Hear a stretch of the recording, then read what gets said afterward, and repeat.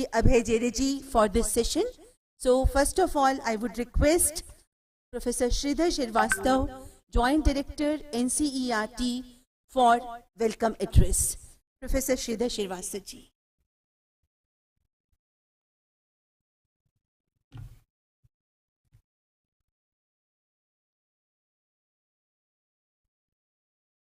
Thank you, Professor Ranjana. Namaskar to all. Sridhar Srivastava, Joint Director, NCERT. Respected Dr. Abhay Jereji, Chief Innovation Officer, AICT, chairing this session today. Respected Joint Secretary, Sri Vipin Kumar ji, Department of School Education and Literacy, Government of India. My colleague, Professor Ranjana Arora, she is Head of the Department of Curriculum Studies and Development, a very important department of NCERT as an institution. Professor Suniti Sanwal ji, she is Head of Department of Elementary Education, another very important department of NCERT. And Joint Director, CIT, Professor Amren Behra ji, and other senior officials from ministry, and my respected teachers, speaker who was here, and the other teachers who are present here in this session and connected virtually for this program. I welcome you all to this very important session under the Shikshak Parv. We all know that NCERT, under the aegis of Ministry of Education, is involved in enacting National Curriculum Framework post NEP 2020. And this important exercise, for the first time in this country, is going to base on a very, very wider consultation at different levels. And you all will agree that this session today is also, in a way, a part of that, and we want that the exercise get benefited by your very, very important views. You people are practitioners, you people are seeing the realities which is happening there in the school as a learning space. The title of the session today is Innovative Pedagogy. I would just like to very briefly say before you all that exactly what we are intending to receive from you. You know that the National Education Policy 2020 is a very important document that talks about pedagogical and curricular reforms.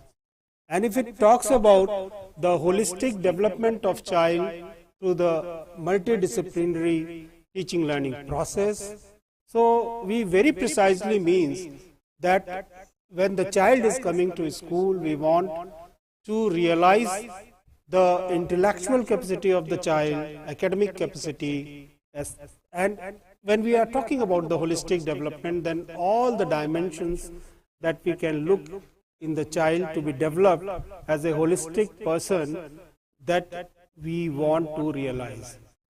In addition to intellectual, academic, it could be aesthetic, it could be physical, emotional, and social capacity, and most important, the moral capacity of the child. So, for this all-around development of the child, what you people want to suggest us to be as innovative pedagogy, so that we are here to listen and to note down and to discuss. So with this word, I will stop here because we want to listen to you all, and I again welcome you all to this very, very important session today. Thank you.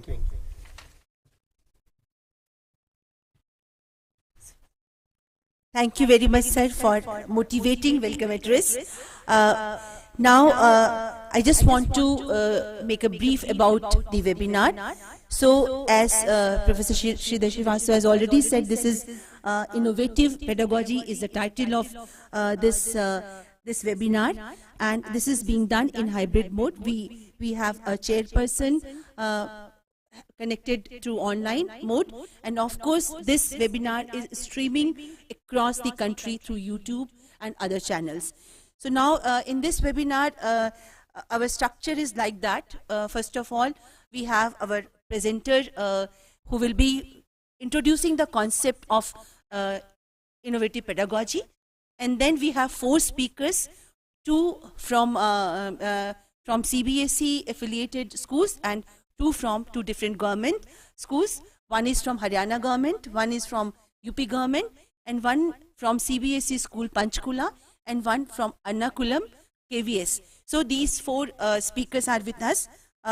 Janice Jacob ji, MS Janice Jacob. She is a national awardee teacher, and she is from Ernakulam, Kerala. Ms. Sushri Shweta Somvanshi, assistant teacher. She is from upper primary school, district Gautam Budh Nagar, Noida, UP. And we also have Dr. Gulshan Kaur, principal Bhavan Vidyalay Panchkula. She is also our speaker. And then we have Jasneet Kaur ji. She is PGT Mathematics, Gurgaon, Haryana. So we have 4 speakers with us. Our presenter is Professor Suniti Sanwal. She is heading Department of Elementary Education at NCERT. So they will be speaking, and then after that we will be having a question answer session. So, and then we will have the concluding remark from a chairperson, and chairperson will also give us opening remark. So then now I would request our Joint Secretary, Department of School Education and Literacy, Ministry of Education, Shri Vipin Kumar ji, for his remark. Please, sir.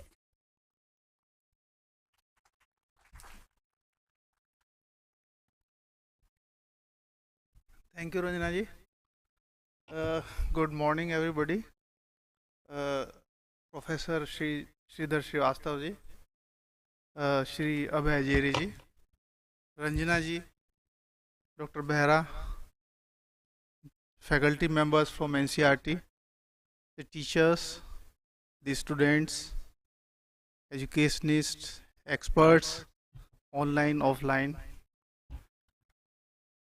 Yesterday I was sitting with one of my friends, and I was just telling him that we are having Shikshak Parv, and tomorrow there is a session on innovative pedagogy.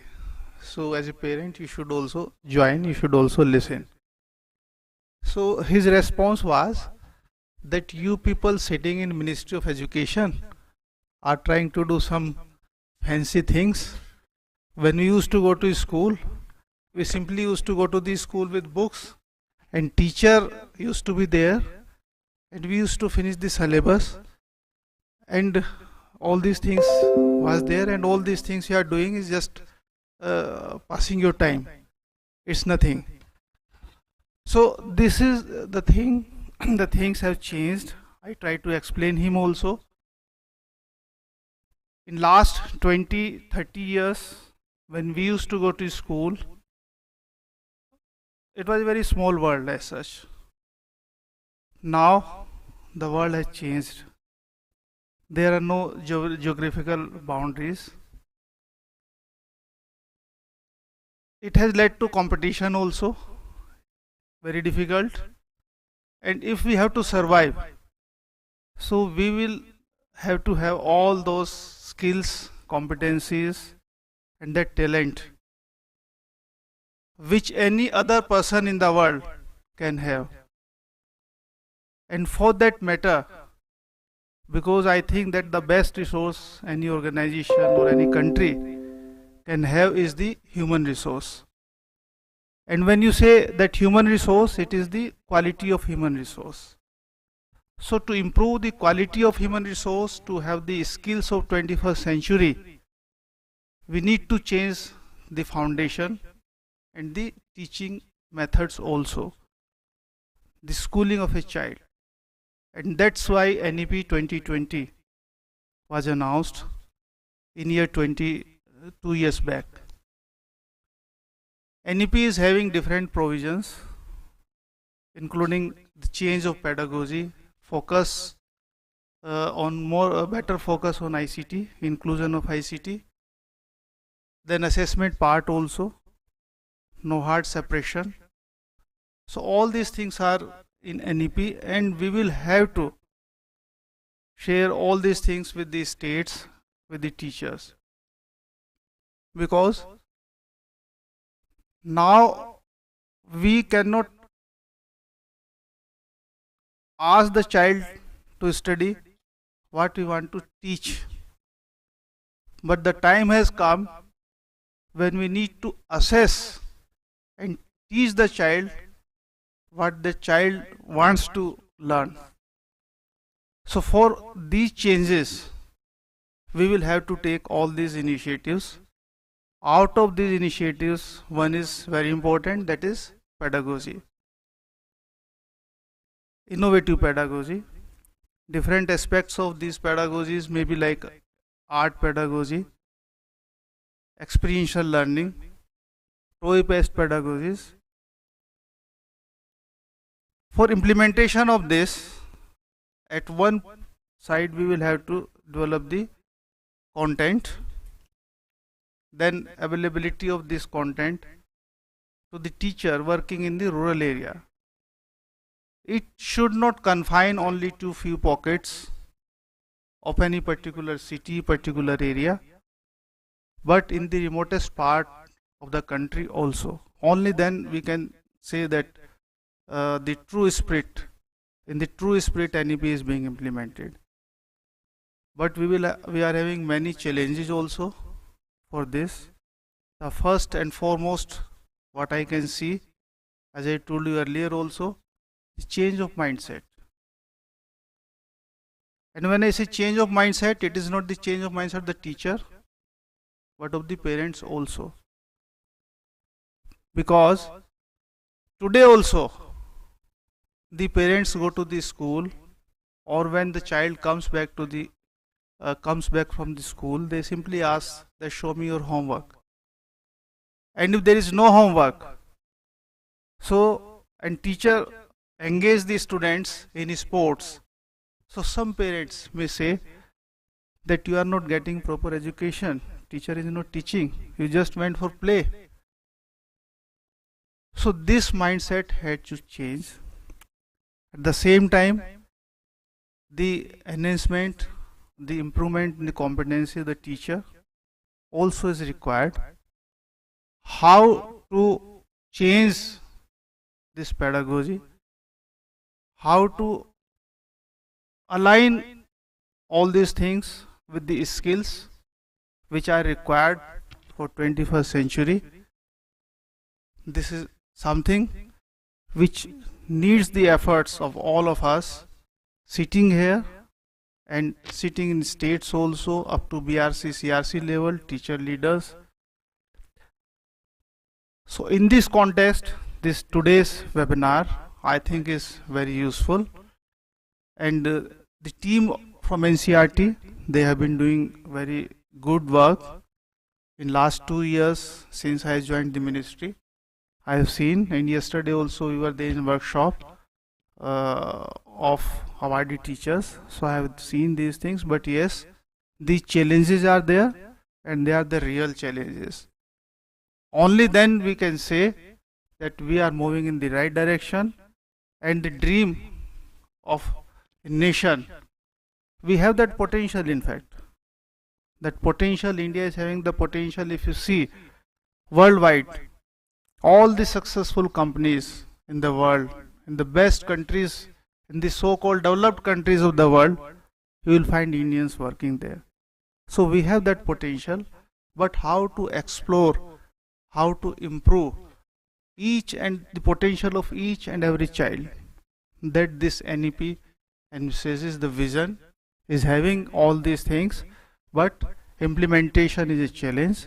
But I am sure that with the joint efforts of community, teachers and students also, obviously, we will achieve the objectives, and we will have the true global leaders and the citizens of 21st century with the implementation of NEP. My best wishes to everybody joining this webinar today. Thank you.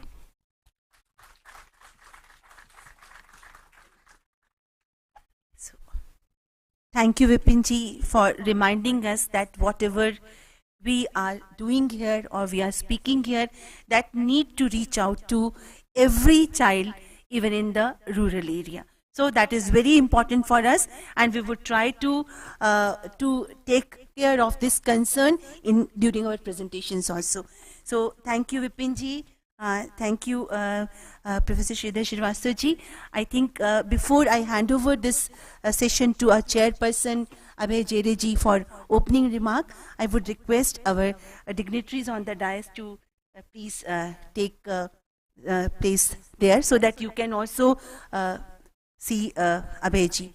And our teacher speaker can take place on the dais. Please come.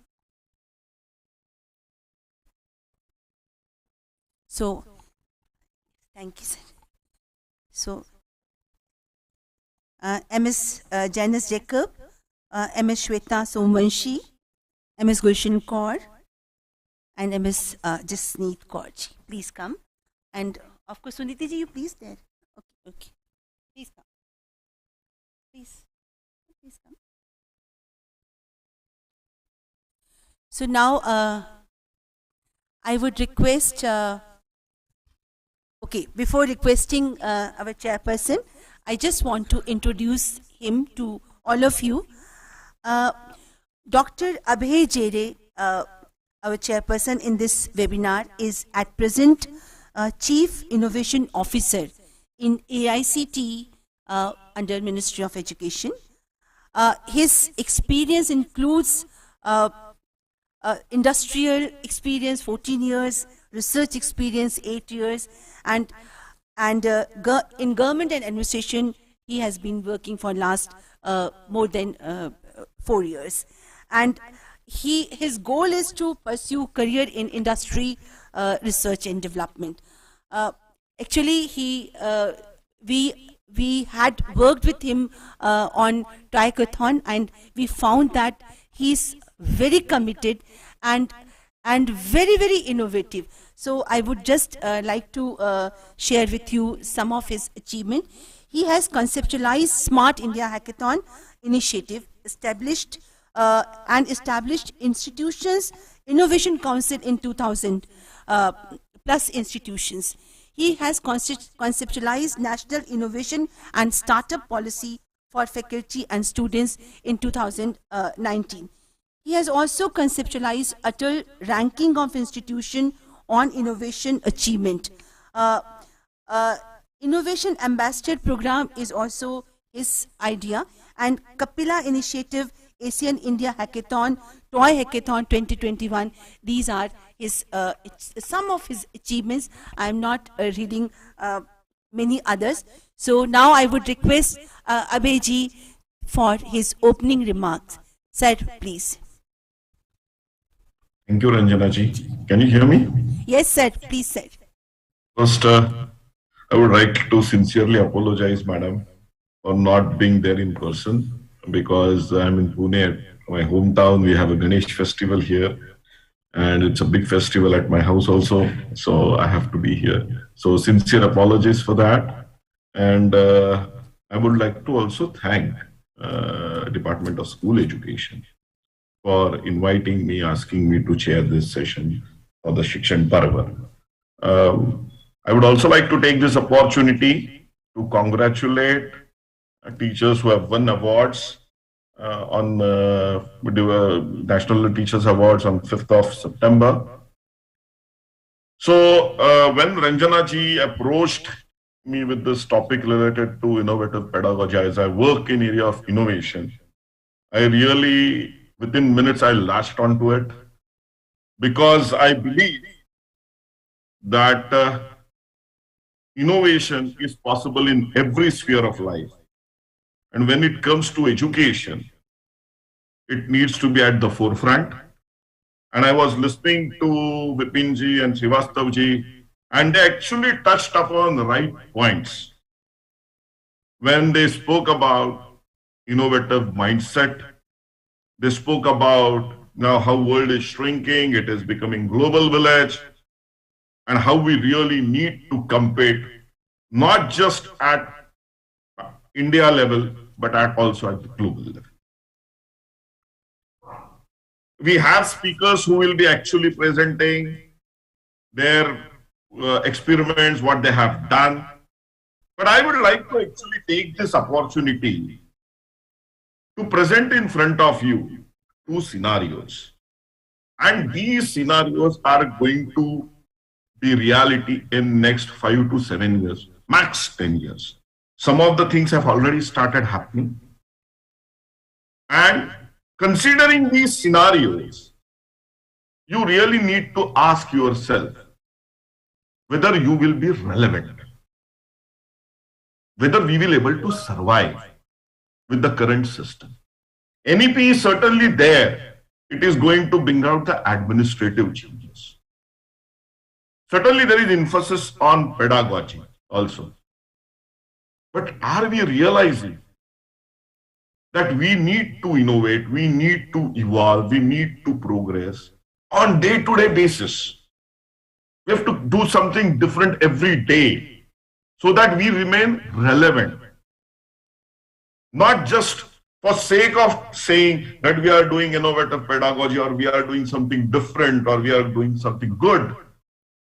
No, for just remaining relevant. I don't know how many of you have heard about the term gig economy. If I would have been there, I would have asked actually people to raise their hands.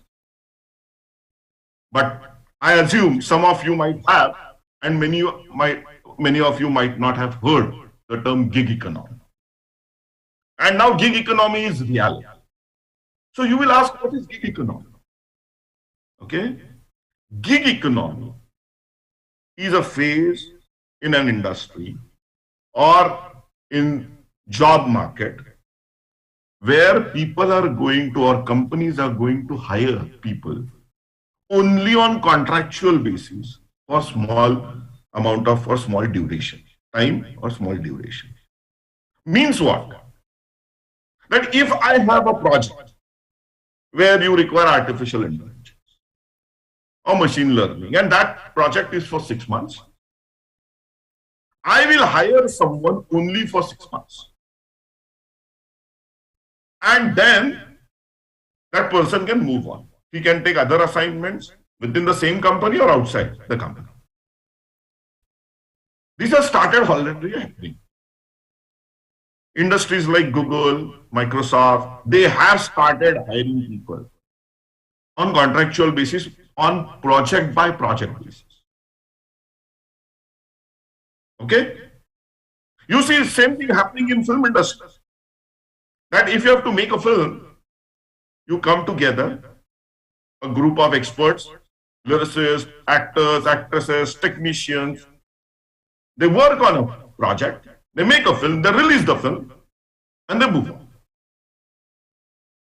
You have seen same thing happening with our drivers, Ola, Uber drivers. In morning, they are driving for Ola, in the evening, they are driving for Uber. Now imagine same thing happening in tech industry or in other industries. And our students have to survive. Okay? So if they have to survive in such kind of scenarios, then their mindset has to be completely different. And when that student or when that kid is in school with us, we need to train that kid so that he can cope up with these kind of requirements. Okay? So this is the first scenario of gig economy which is happening. The second scenario, again, it's a reality in some case, is that people are going to work now for 50 years, 55 years. Because the millennial generation, which has born after 2000, and due to the medical advances, due to increase in treatments and quality of life, they are going to live for 90 years, 100 years. So if you are going to live for 90, 95, 100 years, then you cannot retire at 60 or 65, because the savings which you will have will not be enough for you to sustain yourself for next 25, 30 years. So you will end up working till 70, 75, 80. Now, when these two scenarios are there, where you are part of a gig economy with the way the world is evolving, and you have to work for next 50 years. See the kind of stress which is going to be there. And the question we really need to ask is that, are we making our students ready to face such kind of scenarios? Are we, because to sustain in such kind of scenarios, the students have to continuously think out of box, because they have to survive. The industry is going to ask for the best. You have to be ahead of the curve when it comes to technology, when it comes to knowledge. And we have to ask ourselves that, are we building a generation which is creative enough, whether they have that mindset to actually compete in this world, whether they will be able to survive for next 50, 55 years as professionals. And from that perspective, innovative pedagogy becomes extremely critical, because you yourself have to innovate every day, so that when you will think out of box every time, you will be ahead of curve every time. Your students will follow you. You will be able to engage your students in multiple ways, so that every day they will take up new challenges. They will think differently. They will think creatively. They will think innovatively. Already, there are a large number of tech companies which have started bombarding this entire market, or this entire sector, with their innovative tools, personalized learning tools, where they are actually evaluating the pace at which a student is learning, and then they are calibrating the entire delivery model based on that pace. So this is the personalized learning space which we are actually moving because of artificial intelligence and machine learning. You can do that. You assess the student, and the entire syllabus is paced accordingly. So you are competing with a completely different set of technologies. Then you have to ask yourself, how I will be relevant here? See, I will give you an example which is there in banking. Sometimes back, means about 15, 20 years back, actually Bill Gates made a statement. It's that you will require bankings, but you may not require banks in the current format. Same thing is with education sector. You require education, but whether you will require schools and colleges in the current format, that's the question you really need to ask. With all these MOOCs coming up, huge amount of information on YouTube, great videos, great visualization techniques. How innovative we will be that we as teachers remain relevant for students.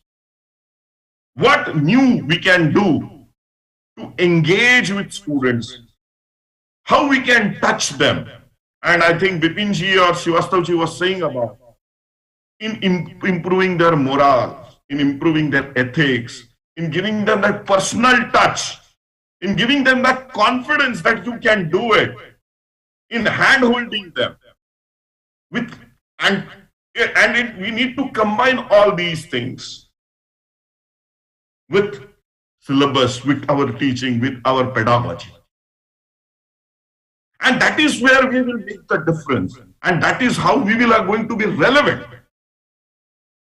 So, when we are looking at innovative pedagogy, we are not just going to focus on ICTs or how we can actually teach a particular chapter in a particular way. That is a very, very narrow way of looking at it. But we really need to envisage what will be the schools or what will be the nature of classes 5 years down the line, 10 years down the line, 25 years down the line, and how we can evolve ourselves while actually teaching. So from that perspective, I think some of the our presenters which we have will certainly make some points, will give case studies, and then at the end we will actually get into discussion after all the presentations, so that when we go out from here, we go with some concrete new ideas which we can start implementing maybe from tomorrow or from next week. So thank you very much, Ranjana ji, for giving me this opportunity. I will request you to call the first speaker and we can start the session. Okay, thank you very much, sir. And with your opening remark, I could understand now that it is really a challenge for school education in our future scenarios, and we have to prepare students to compete and of course survive in future scenarios, which you have really explained very nicely. So innovative pedagogy is not useful only for teachers, but of course parents, guardians and various stakeholders, because if education is needed but not school in the present format, then we all have equal responsibility to see that how can we implement this. Thank you for very nice explanation of our future scenario. And now I just want to invite Professor Suniti Sanwal from Department of Elementary Education, NCERT. Professor Suniti Sanwal ji is professor in child development at present, heading Department of Elementary Education in the NCERT. She has been instrumental in developing bridge course for the elementary stage, Nipun Bharat framework and Vidya Pravesh initiatives for foundational stage, which have been recently launched by the Ministry of Education. And these all initiatives are as a follow-up NEP 2020. So she is my colleague, and I would request her to make a presentation on innovative pedagogy, what, why, and how. Please, Suniti.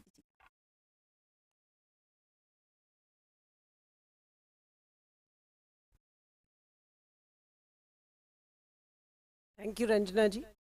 Good morning to everyone here. So my job is to do the context setting for today's presentation, and for the speakers who will be sharing their the field level experiences. So I'll straight away go to the presentation. And so what do we understand? Just the definitions first. I thought we are talking of lot of things. So what is pedagogy? So those who are in education actually use this term very often, and pedagogues are called pedagogues or pedagogy. But for those who are not from the education, I think when the teacher uses the art, craft and science put together, making an orchestra of the science, art and craft of teaching to deliver something, then we call it pedagogy. So pedagogy is a method of transacting a theme or conducting an activity to make every learner learn in a stress-free environment. So that's how the definition goes. And when we say innovation, that means we are trying a new technique, a new way of transacting something which hasn't been tried earlier. And that is the innovation, the newness. So it is always a pioneering effort, and we are, through this effort, we try and explore whether what we are saying, whether the child is learning that or not. And we may tweak, we may make changes in the innovations that we are trying to explore. So innovative pedagogy, if I put together the pedagogy and the innovation bit, is the process of proactively introducing new teaching strategies and methods into the classroom to improve academic outcomes and address real problems to promote equitable learning. So this is how the definition goes, that the innovation, the pedagogy, and the innovative pedagogy. So two things have happened in the recent years that have forced us to become more innovative. So number one is, I think, the COVID pandemic. We waited for a few days, for first 20 days that government said, and we really enjoyed. And then we realized that, no, this is not going to end very soon. And then we started innovating. We started finding ways and means of, to ensure that the learning continues in the classrooms. So that is one thing. And I think during the pandemic, the NEP 2020 came, which also gave new directions, new ways of thinking. It talked about art integrated, story integrated, sports integrated pedagogy, and then, of course, people started experimenting. So these are two, triggers that, and of course, the chairperson also highlighted why the economy demands that we be more innovative in the classrooms. So we just look at the traditional classrooms that we have children from different socio-economic backgrounds, children having different learning needs. Some are first-generation learners, some come from a very enriched, literate environment. Children have different attention span, they have different ways of learning, they have different languages, they have different cultural backgrounds. So when these children come to the classroom, they are coming with different needs, different learning needs, and from different environment. And we understand that, but as a teacher, when I start teaching, I forget that these needs are different, their learning needs are different, and I start teaching everyone in the same way, considering that all are at the similar level. And so the same type of content delivered as a same pedagogy, and then the assessment is also the same. So here you see in a picture a monkey, an elephant, a penguin, a fish, and everybody saying, and it is said that for a fair selection, everybody needs to climb the tree. So even the assessment of all these children who have different learning needs is also the same. So what is happening because of this? So this is there are exceptional, of course, but this is the general scenario that Shri Vipin sir also talked about, that this is how we learned, this is how we learned. Everybody being given the same kind of lessons in the same classroom, in the same time frame, and everyone was expected to undergo the same kind of assessment. So what is happening? What is the teacher teaching? It is the classroom teaching is textbook oriented. You open your textbook and the lessons start from teaching the text.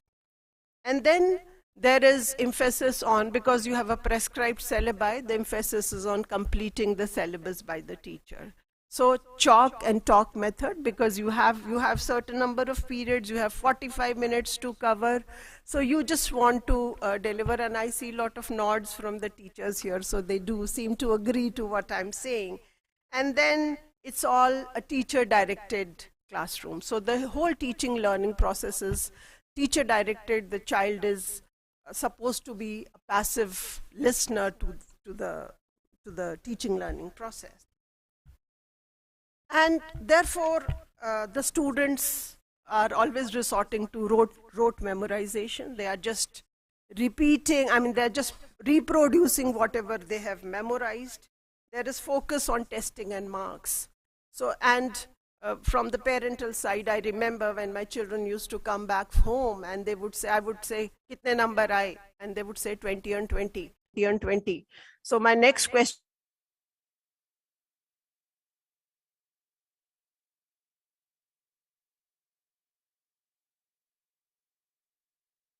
the expectation is always like we as unknowingly as a parent, we put a lot of pressure for getting marks, for getting highest number on the children. And therefore, children are disengaged with the teaching learning process. They find it boring. They don't want to go to school. And the results also show that children are not learning up to their grade level. And we still have activity-based learning. We still have some games in the primary section. But as the classes become higher, it becomes all the more mundane, all the more boring, and all the more pressures are there in the lives of the children. And that is what the National Achievement Survey results are telling us, that as children are progressing higher up in their grades, their performance is decreasing. So I think that is a challenge, and that is a place, that is something for us to stop and analyze as to how we need to innovate the teaching learning process.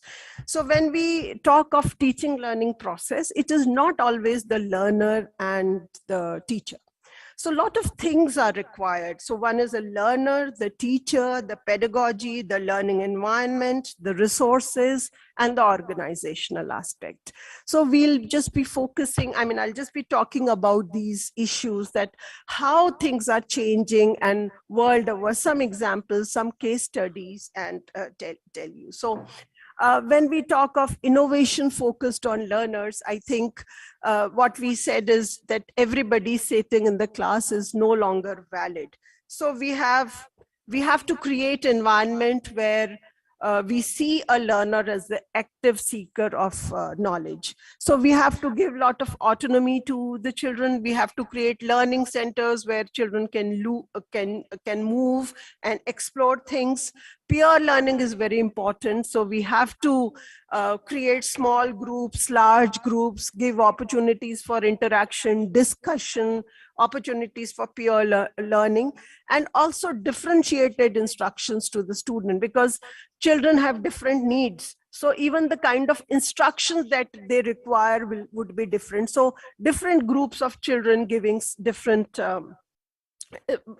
being catered in a different way. So I think differentiated instruction is very important, and self-regulated learning. So if you give the child the freedom, they know what are my strengths, what are my weaknesses, how do I remember, what kind of mnemonics, where do I require help, how can I overcome the challenges. So if you give the autonomy to the learner, I think they start understanding what are their limitations and how can they be helped. So we need to have more trust on the learner, and we have to give a lot of autonomy, lot of ways of peer learning, small group, large group. So a flexible arrangement and flexible groupings of learners is important.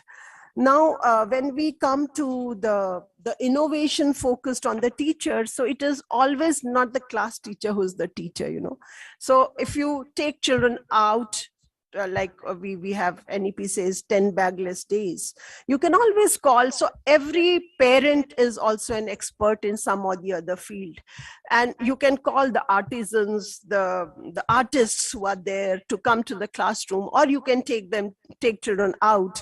You can involve the experts from different fields. A parent can be called, which doesn't require a lot of effort. And then multidisciplinary teaching. So 2-3 teachers coming together, planning an activity where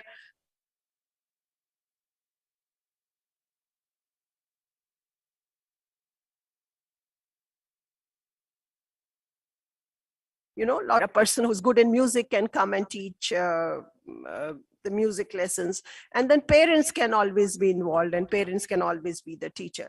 So I will just one example I would want to say. CONAFE in Mexico is an itinerant pedagogical advisor. So there a graduate who has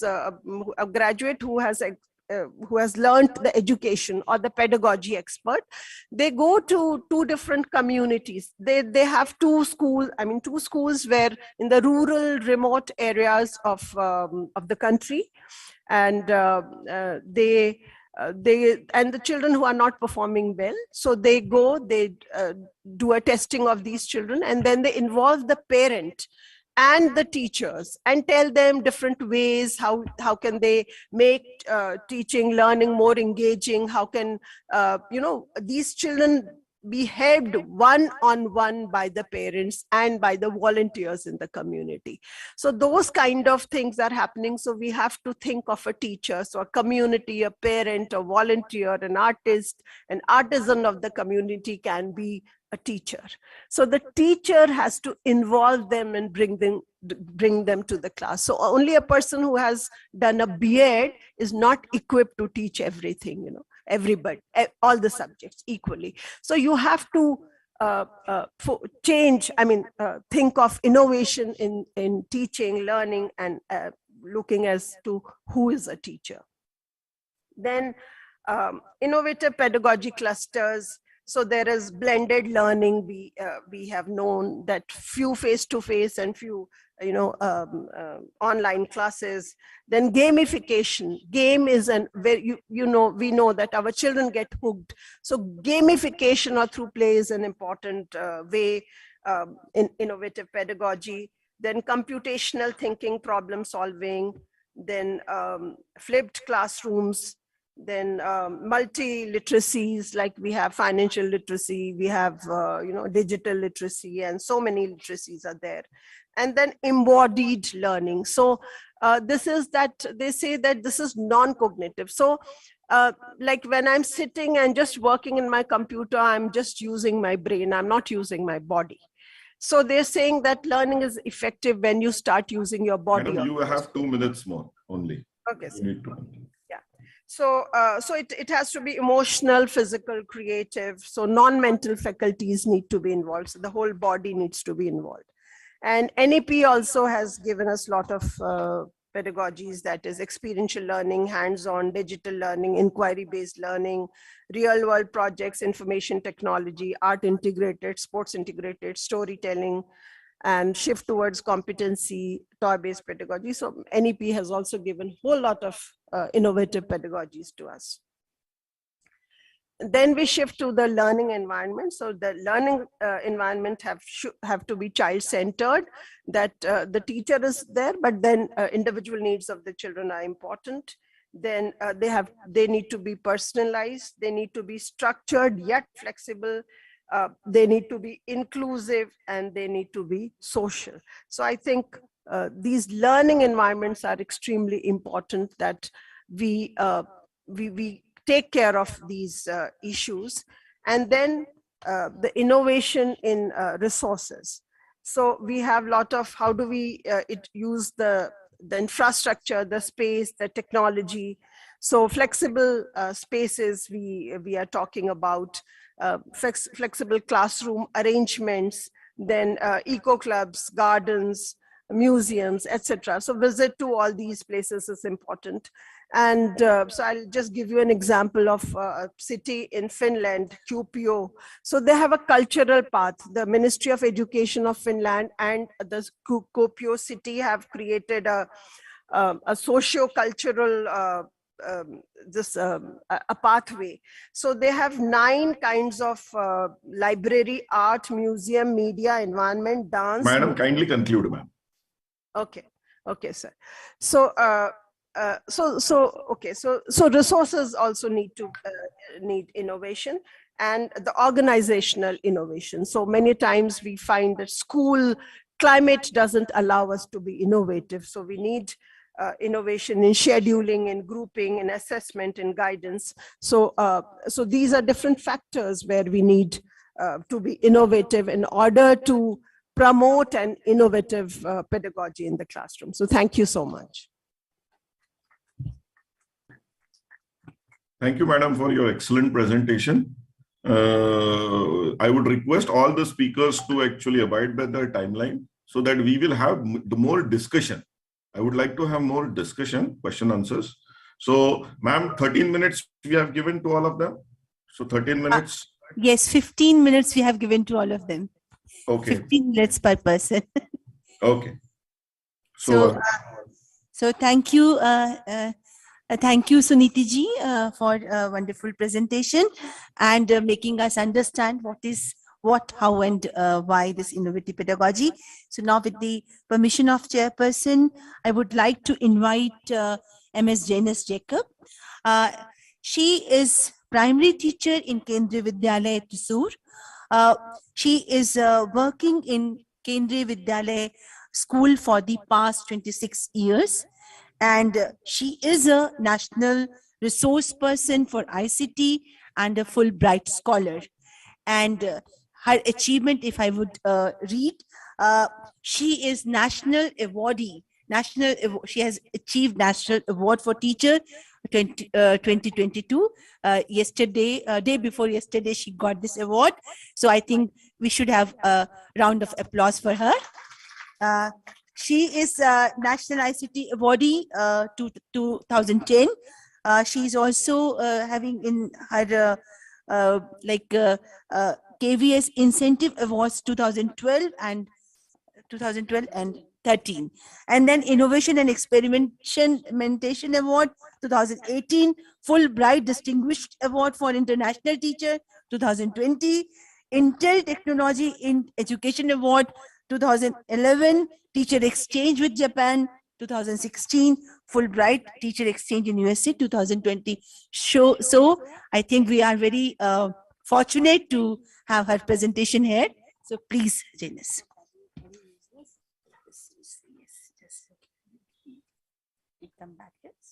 Please. Jacob, madam, I will request you to not go with the obvious slides which people I have knowing. So let's spend our time on core new things which you would like to actually tell. Yes, I don't know from where the sound is coming. I'm just seeing who's speaking from the audience. Yeah. Anyway, good morning, everyone. Respected educators from Ministry of Education, from NCERT, learned colleagues, and my dear friends and my dear teachers. Let me straight away get into the innovative pedagogy session that I've been given. Please warn me 2 minutes before the time. Yeah. So innovative pedagogy, as madam has already said, my name is Janice Jacob and I've been working in KV for the past 26 years. And I am presently posted in Kendriya Vidyalaya, Thrissur, that's central part of Kerala. Straight away, let me get into this. I had started this project way back in 2015, 16, or even beyond that, but I was awarded for this innovative pedagogy in the year 2018. The title of my project is For the Joy of Reading. Before I actually start the presentation of my innovative pedagogy, I would request you all to come down to the levels of class 3, class 1, 2, and 3. I know you're all educators doing great things in your own ways. I want you all to come down to the levels of small, tiny tots. Okay. Yeah. So here we go. The aim of my project was to make every child of my class read. So reading, as you all know, in FLN, it's so very important according to NEP 2020. Reading is a very key, very important competency that we expect from every child at the foundational levels and at the preparatory levels. So my target way back in 2015, 16, and 17, 18 was reading. So this project was done for that. And the aim of my project was to make every child read. I will go a little fast. Excuse me for the speed. I'm used to this. And also it will, I'll be able to complete it in time, on time. The target subjects were language and environmental science. I'm also a KV student. I'm fluent in Hindi. So in Kerala, I've always given one subject, one class of Hindi. So mainly this was started to teach Hindi and environmental science, because I'm a science teacher. I also teach environmental science in classes 1, 2, and 3. This project was done. And the methodology adopted was comics. I used comics. And here are a few samples that you see on the screen, the comics which were used for the project. I'll be showing you and I'll be talking about that comics later. Now, why did I begin this? I began because I saw that in my class there were some children who were not able to read. They had reading difficulties. Now, it is not reading disability that I'm talking about reading difficulty. What I found that when they were not able to read, first thing. Second, if they were able to read, they were not able to comprehend. They were not able to comprehend and understand a few lines together. Some children did not have reading habits. Some children had problems like hearing and seeing, hearing impaired, and not in my class, but I found. And then some children found it really, really difficult doing this activity of reading. So I had a few reasons to actually start the project. Now, before I get into my the actual process, I just made a search in the internet as to why and how grave the situation is. And what I found was about 10 million children, 10 million people, they suffer from reading problems. They have reading difficulties. And out of these 10 million people, about 20% of them just drop out of school because of this reading problems. And out of that, maybe just 4%, 2 to 4% cross or reach up to the college. And reading is an act which most of us find it very easy and we take it for granted. But children who have reading difficulties, they really suffer a lot.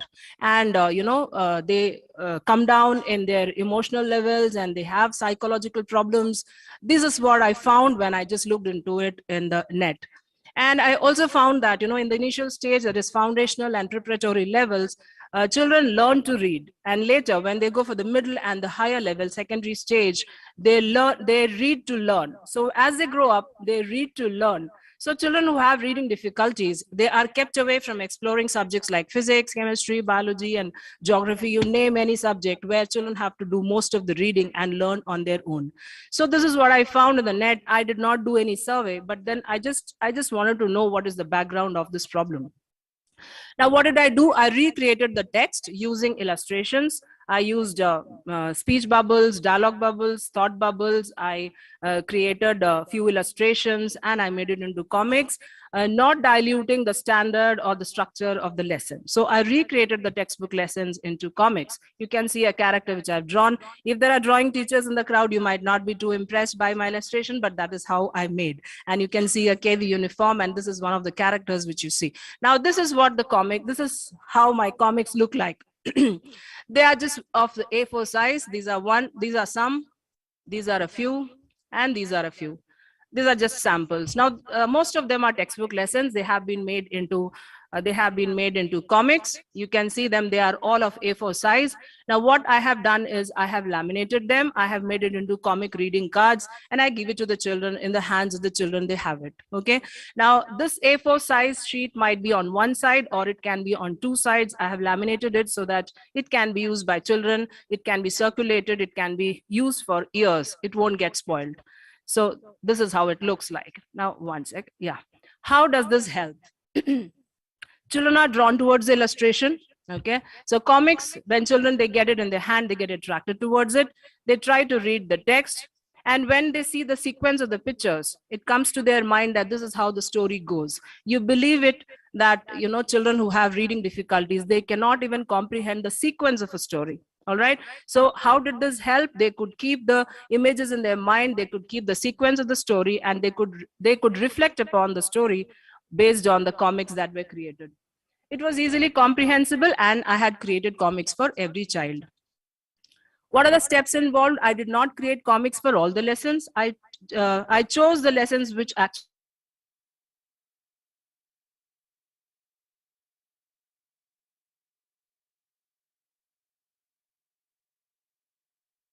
my own illustrations. All the illustrations used in this project are mine. It is not copied from any internet source, and some are of those of my children.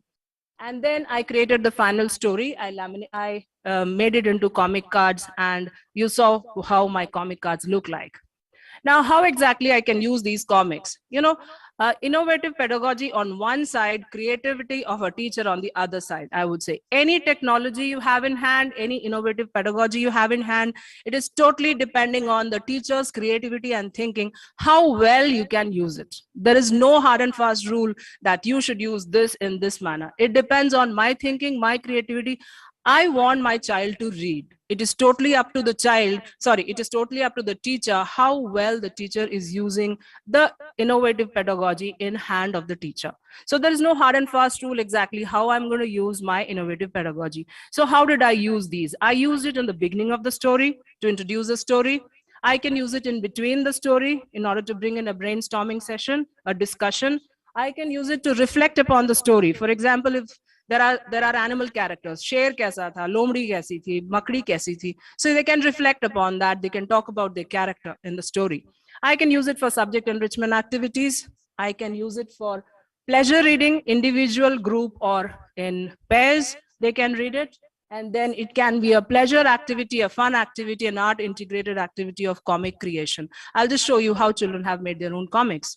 So here I begin the subject enrichment activity. It's a reading activity. I am not going into detail. You know how reading and writing activity goes. This is the writing activity, listening for dictation and for vocabulary development. You can give it as worksheets, ask them to fill in with the proper words. It can be a gaming activity, like different episodes are cut, picture stories in sequence are cut into different pieces. There you can ask them to sequence it in order after the story is over. It can be a kind of competition between groups. It can be like here you can see boys and girls into different groups. It can be a heterogeneous group. It can be an oral work. It can be any creative writing, or it can be a spoken creative work for the children. And how did I, I extended this activity into comic creation. Like actually I had started just for the reading activity. As I said, it depends on the thinking of the teacher. It depends on the creativity of the teacher. I taught them how to actually illustrate, okay, draw characters in the story. So this is how they were learning how to illustrate. And then they use those illustrations to create comics. Now you can ask, like, how can you make the children who do not know how to make comic at one go, how can they create the entire story? No, you don't have to give them the entire story. You can divide the class into 5 groups, divide the story into 5 episodes. Each group can work on 1 episode, and ultimately collaboratively they can present the story in different episodes of events that has happened in the story.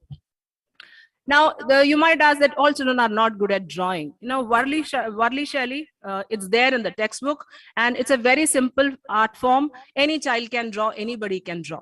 Now, another thing I would like to add on this project was done some time back, some years back.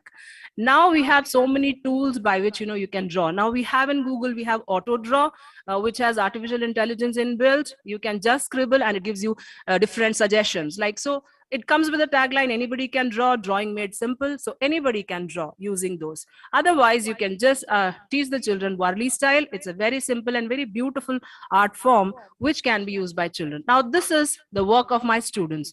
This has been created by my students on their own. You can see there are 3 comics. The middle one is a typed one because I have edited it digitally. Now, the first and the third one is the plain original work of my children with no edition done from my end. The middle one, I have edited it digitally. I can draw both on pen. I can draw both on paper as well as digitally. I can draw very well in the sense, to my standard, I'm doing it quite well, not according to the standard of an artist. So I can edit it digitally. And it becomes easy. Now, another thing I would like to say, that with time, technology changes. Technology makes our life easier.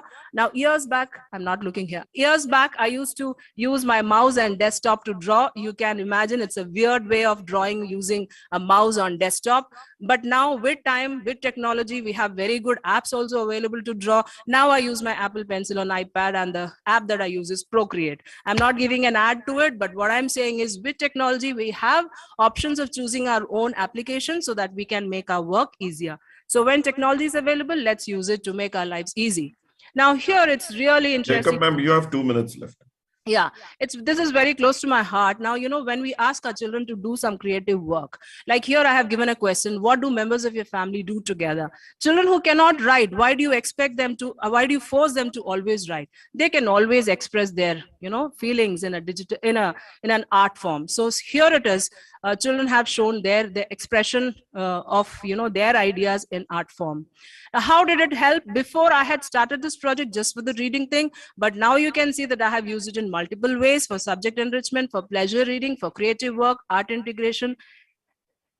I can use comics in the hands of the children. It can be used as a TLM and as a worksheet. In the hands of the teacher, it can be used as a teaching aid and an evaluation tool.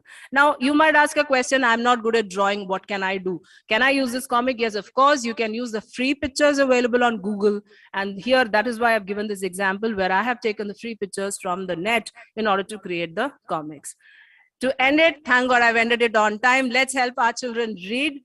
Better reading helps in better comprehension. Better comprehension helps in better thinking. And better thinking helps in superb creative writing. And it is this writing that we evaluate our children on. Thank you so much for your patient hearing. And thank you so much for giving me the opportunity. I thank KVS. I thank NCERT for giving me the opportunity to share my innovative pedagogy. Thank you so much. Have a great day. Excellent presentation. So thank you, Janice. Really very good presentation. And it is really a problem. Reading is really an issue at the primary stage that we have to address. So thank you for your pedagogical intervention and innovation. Now, I would like to, with the permission of chairperson, I would like to invite Sushri Shweta Somvanshi. Shweta Somvanshi is working in upper primary school, Joan Samana, as a science teacher. और इनका सपना है कि बच्चों की आंखों में पलने वाले जो सपने हैं उन्हें साकार किया जाए. बच्चे जो भी बनना चाहते हों, शिक्षक, इंजीनियर, डॉक्टर और कलाकार, ये उनके सपनों को साकार करना चाहते हैं. इन्होंने इस एरिया में बहुत सारे काम किए हैं इनोवेशन के एरिया में.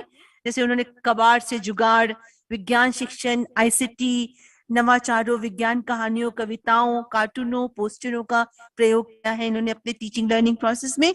कहानी प्रतियोगिता में ये राज्य विजेता और आईसीटी में जनपद विजेता, और इन्होंने विभिन्न शिक्षक प्रशिक्षणों में प्रशिक्षक के रूप में भी कार्य किया है.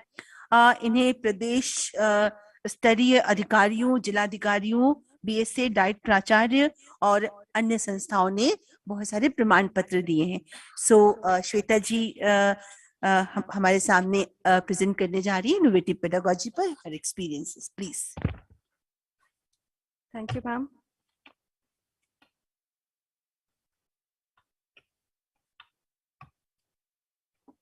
Distinguished guests, respected teachers and other participants.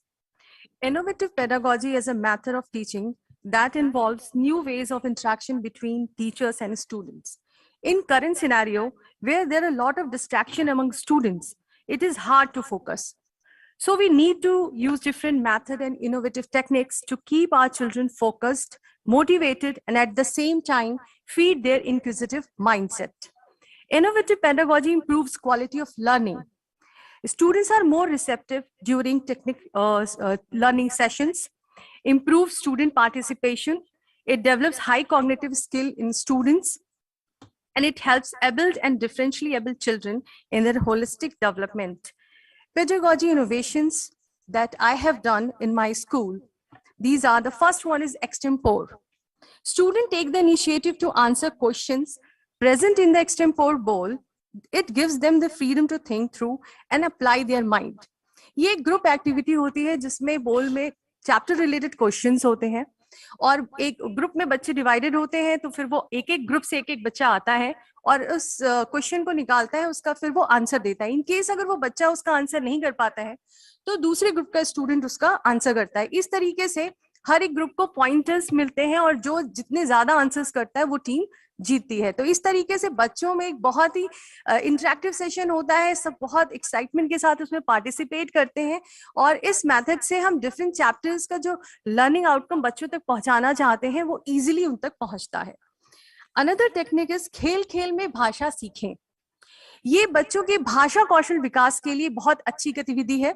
इसमें 2 व्हील्स होते हैं, जिसमें अगर हमें बच्चों को हिंदी में अनुलोम विलोम शब्द सिखाने हैं या पर्यायवाची सिखाने हैं, तो फर्स्ट व्हील में हम उस वर्ड को लिख देते हैं, सेकंड व्हील में उससे रिलेटेड उसका विलोम क्या है, या अगर हमें पर्यायवाची लिखना है तो उसको एडजस्ट कर देते हैं। उसके बाद एक एक बच्चा आता है और जो वर्ड उसको दिया जाता है फिर वो उसको उसके अकॉर्डिंग सेट करता है।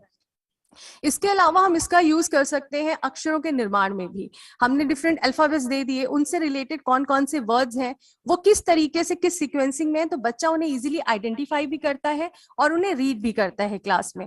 तो भाषा कौशल विकास के लिए ये बच्चों की बहुत ही आसानी से बन जाने वाली गतिविधि है और बच्चे इसे खेल खेल में बहुत सारी चीजें सीख लेते हैं। छोटे छोटे वर्ड्स ही स्मॉल क्लासेस के लिए बहुत यूजफुल एक्टिविटी है जो बच्चे क्लास में करते हैं और अपने दोस्तों के बीच में बैठकर करते हैं। तो इस तरह से लर्निंग बहुत इंटरेक्टिव हो जाती है और बच्चे खेल खेल में बहुत सारी भाषा सीख जाते हैं। Third one is model making by innovations. This technique is very good for science teaching. अगर हमें बच्चों को just for example प्लांट या एनिमल सेल में डिफरेंस बताना है, तो बच्चों ने पहले खुद से ही सारे ऑर्गेनेलीज बनाए, फिर उनको ग्रुप में उनको आइडेंटिफाई किया, उनके फंक्शंस डिस्कस किए, उसके बाद फिर उसे उन्होंने नॉर्मल चार्ट पेपर पे असेंबल कर दिया। तो इस तरीके से जो ये एक्टिविटी हुई क्लास में, तो सारे बच्चे का इन्वॉल्वमेंट भी रहा और इसके साथ साथ उन्होंने उसके फंक्शन और उस डिफरेंस उसको आसानी से सीखा। तो इस तरीके से साइंस के डिफरेंट कॉन्सेप्ट्स जो हैं वो बच्चों को हम इजीली ग्रुप में करा सकते हैं, ताकि वो उनका इन्वॉल्वमेंट भी रहे और जो एक रोचकता है उनके उस कॉन्सेप्ट को समझने में वो भी बनी रहे। तो ये बहुत ही अच्छी एक्टिविटी बच्चों के लिए साइंस टीचिंग में है। Another one is innovating display board by students. Children showcase their talent on the display board. इसमें बच्चों को जब हम कोई टॉपिक देते हैं तो या अपना वो कुछ क्रिएटिव करके लाते हैं, तो जनरली हम क्लास में पहले डिस्कस करते हैं कि बच्चे ने क्या बनाया। जस्ट फॉर एग्जांपल कि अगर बच्चों ने डिफरेंट लीव्स कलेक्ट करी अपने एनवायरनमेंट में जो भी है, उससे उन्होंने कोई शेप बनाया, तो फिर क्लास में वो आके उसे डिस्कस करते हैं कि उन्होंने उसको किस तरह से बनाया। उसके बाद आफ्टर डिस्कशन उनकी जितनी एक्टिविटीज है कॉमन कॉरिडोर में उसको डिस्प्ले बोर्ड पर लगा दिया जाता है, जिससे कि किसी भी क्लास के बच्चे उन्हें देख सकते हैं। तो बच्चों को एक आइडिया भी डेवलप होता है कि इस तरीके का काम हम भी कर सकते हैं। तो नेक्स्ट टाइम क्या होता है कि बच्चों में कॉम्पिटिटिव फीलिंग भी डेवलप होती है, उनके क्रिएटिव माइंडसेट को डिफरेंट आइडियाज मिलते हैं और वो इस तरह के एक्टिविटीज में और ज्यादा पार्टिसिपेट करते हैं। तो बेसिकली बच्चों के अंदर जो अटेंशन इजिली हम उसमें ग्रैब कर सकते हैं, बच्चों के अंदर क्रिएटिव जो थॉट प्रोसेस है उसको इनहेंस कर सकते हैं। तो ये सारी एक्टिविटीज जो है वो बच्चे डिस्प्ले बोर्ड के माध्यम से देखते हैं और उसको अच्छे से उसमें पार्टिसिपेट करते हैं। अनदर वन इज आईसीटी का जो आजकल बहुत यूज है, जिससे जो बच्चों के ऑडियो विजुअल लर्निंग में बहुत हेल्पफुल है। तो उसी रेफरेंस में mobile screen magnifier I am using as a teaching tool, making learning interesting. Generally जहां पर जिन स्कूल्स में प्रोजेक्टर्स अवेलेबल नहीं है वहां पर हम नॉर्मली स्क्रीन मैग्नीफायर यूज कर सकते हैं और ये हर जगह इजीली अवेलेबल भी होता है। अगर मैं बच्चे को प्लांट रियल फील्ड में ले जा करके बच्चे को प्लांट के डिफरेंट पार्ट्स फोटोसिंथेसिस एक्सप्लेन कर रही हूँ, तो वहीं पर मैं सिंपल मैग्नीफायर की हेल्प से डिफरेंट वीडियोज भी बच्चों को दिखा सकती हूँ और इजिली उनको उस कॉन्सेप्ट तक आसानी से पहुंचाया जा सकता है। तो mobile screen magnifier ICT tool है और इट इज वेरी इंटरेस्टिंग। इसे हम कहीं भी किसी भी जगह पे यूज कर सकते हैं और कॉस्ट फ्रेंडली भी है। Next one is experimental learning by science maths club. बच्चों का ये सारी जो फोटोग्राफ्स हैं ये मेरे स्कूल की ही हैं, जिसमें हम लोगों ने डिफरेंट इनोवेशन स्ट्रैटेजीज यूज की हैं ताकि हम बच्चों की रोचकता बढ़ा सकें, उनको क्लासरूम में इंगेज कर सकें, ज्यादा से ज्यादा स्टूडेंट पार्टिसिपेशन को इन्वॉल्व कर सकें। तो साइंस मैथ्स क्लब जो है वो बेसिकली बच्चों की विज्ञान और गणित शिक्षण में उनकी रुचि को और रुझान को बढ़ाने का काम करता है। इसमें बच्चे अपने करके सीखो के कॉन्सेप्ट के माध्यम से एक्सपेरिमेंट खुद करते हैं, सीखते हैं और साथ साथ उनके बीच में क्विज भी होती है, डिफरेंट क्वेश्चन आवर राउंड्स होते हैं। तो बच्चे ग्रुप में ही बैठ करके बहुत सारे कॉन्सेप्ट आसानी से सीख जाते हैं। तो इस तरह से साइंस मैथ्स क्लब बच्चों की जो एक्सपेरिमेंटल लर्निंग है उसको प्रमोट करता है। नेक्स्ट वन इज कागज की करामात। With the help of newspaper, chart paper, student makes different geometrical shapes, caps, skeleton etcetera. ये जो बच्चे इन स्कूल्स में आते हैं वो डिफरेंट सोशल इकोनॉमिक बैकग्राउंड के होते हैं। तो बेसिकली जो चीज इजीली अवेलेबल है उनके माध्यम से उन बच्चों को सिखाने की हमारी कोशिश रहती है। और इसमें बच्चे डिफरेंट जो भी न्यूज़पेपर अवेलेबल हैं या चार्ट पेपर्स, जो नॉर्मल पेपर्स हैं, उनके माध्यम से हम बच्चों को डिफरेंट शेप्स हो गया, डिफरेंट स्ट्रक्चर्स हो गया, उनको बनाना सिखाते हैं। और उसके साथ साथ बनाते समय ही उनके बहुत सारे कॉन्सेप्ट क्लियर होते हैं। तो बच्चे ऐसे ग्रुप में काम करते हैं तो उनका इंटरेस्ट भी बना रहता है और ज्यादा से ज्यादा चीजें जो हम उनको सिखाना चाहते हैं वो एक खेल खेल में सीख जाते हैं। नेक्स्ट वन इज कबाड़ से जुगाड़, टीचिंग बाय TLM। तो जो भी हम बच्चों को जैसे रीयूज करना सिखाते हैं बच्चों को, मटेरियल लाइक प्लास्टिक्स, पुराने कपड़े हो गए या फिर पुराने जो न्यूज़पेपर्स पड़े हुए हैं उनकी कटिंग्स या जो भी रिसोर्सेज इजीली अवेलेबल हैं उनका यूज करते हैं हम ज्यादा से ज्यादा टीचिंग लर्निंग मटेरियल बनाने में। और बच्चों को इन्वॉल्व भी करते हैं कि आप किस तरीके से इसको बना सकते हैं। जैसे बच्चों ने पुराने कपड़ों से क्लॉथ वीविंग करी, कुछ बच्चों ने पेपर वीविंग करी। तो इस तरीके से जो इजीली अवेलेबल रिसोर्सेज हैं, जहां पैसों की बहुत ज्यादा जरूरत नहीं है, जो बच्चों के घर में पड़े हुए पुराने सामान हैं, उनको हम कैसे रीयूज कर सकते हैं। प्लास्टिक बॉटल्स हैं, पॉलीथीन्स हैं, बच्चों ने बहुत सारी पॉलीथीन्स को स्मॉल स्टेम से जोड़ करके उन्होंने बहुत हैंड फैंस बना दिए। तो ऐसे बहुत सारी क्रिएटिव चीजें हैं जो बच्चे अपने आसपास की चीजों से भी बना सकते हैं। तो इस तरीके से जैसे कि NEP 2020 बात करती है कि बच्चों को हम शुरू से ही कुछ क्रिएटिव माइंडसेट उनका डेवलप करें ताकि वो सेल्फ डिपेंडेंट हो सके, वो अपना ही कुछ नई शुरुआत कर सकें। तो इस तरीके से जो बच्चों की क्रिएटिविटी है उसको बढ़ाने का पूरा प्रयास करते हैं। Next one is developing moral values through plays. बच्चों के नैतिक और चारित्रिक विकास के लिए हम लोग डिफरेंट प्लेज या ड्रामा के माध्यम से बच्चों को उनके चारित्रिक विकास में बढ़ावा देते हैं। जब बच्चे खुद परफॉर्म करते हैं तो वो काफी लंबे समय तक वो बातें, वो शिक्षा उनके मन में रह जाती हैं जो आगे चल के उनको एक बेहतर नागरिक बनने में मदद करती हैं। Next is readers club. जिस तरह से NEP 2020 भाषा और गणित के विकास पर बात करती है, तो इस तरीके से रीडर्स क्लब बनाया गया है जिसमें बच्चे ग्रुप में बैठते हैं, उनको एक स्टोरी दी जाती है, फिर वो स्टोरी पर डिस्कशन करते हैं और इस तरीके से आपस में बातचीत के माध्यम से वो सारी स्टोरी रीड करते हैं, तो उनकी रीडिंग एबिलिटी ज्यादा बढ़ती है।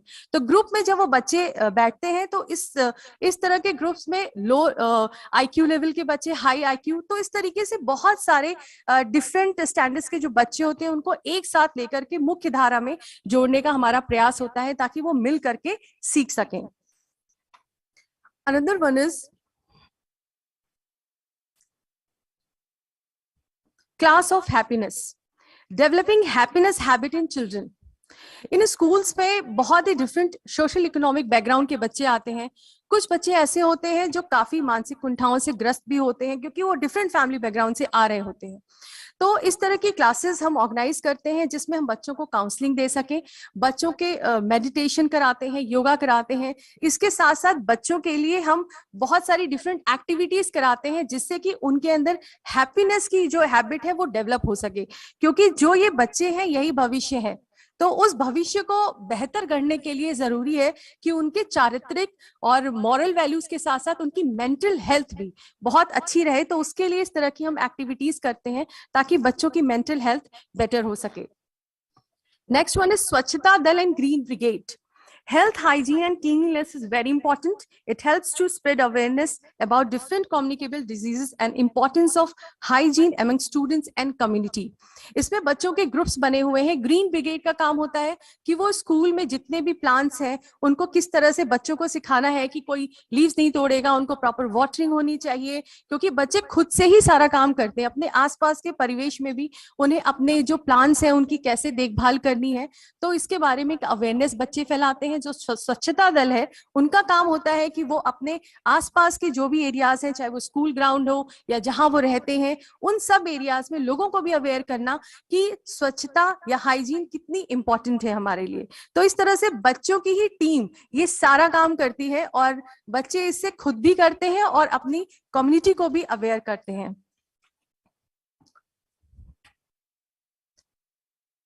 नेक्स्ट वन इज बाल साहित्य सदन। opening the mind of the students to express themselves freely and to prepare their mind for writing stories and poetries.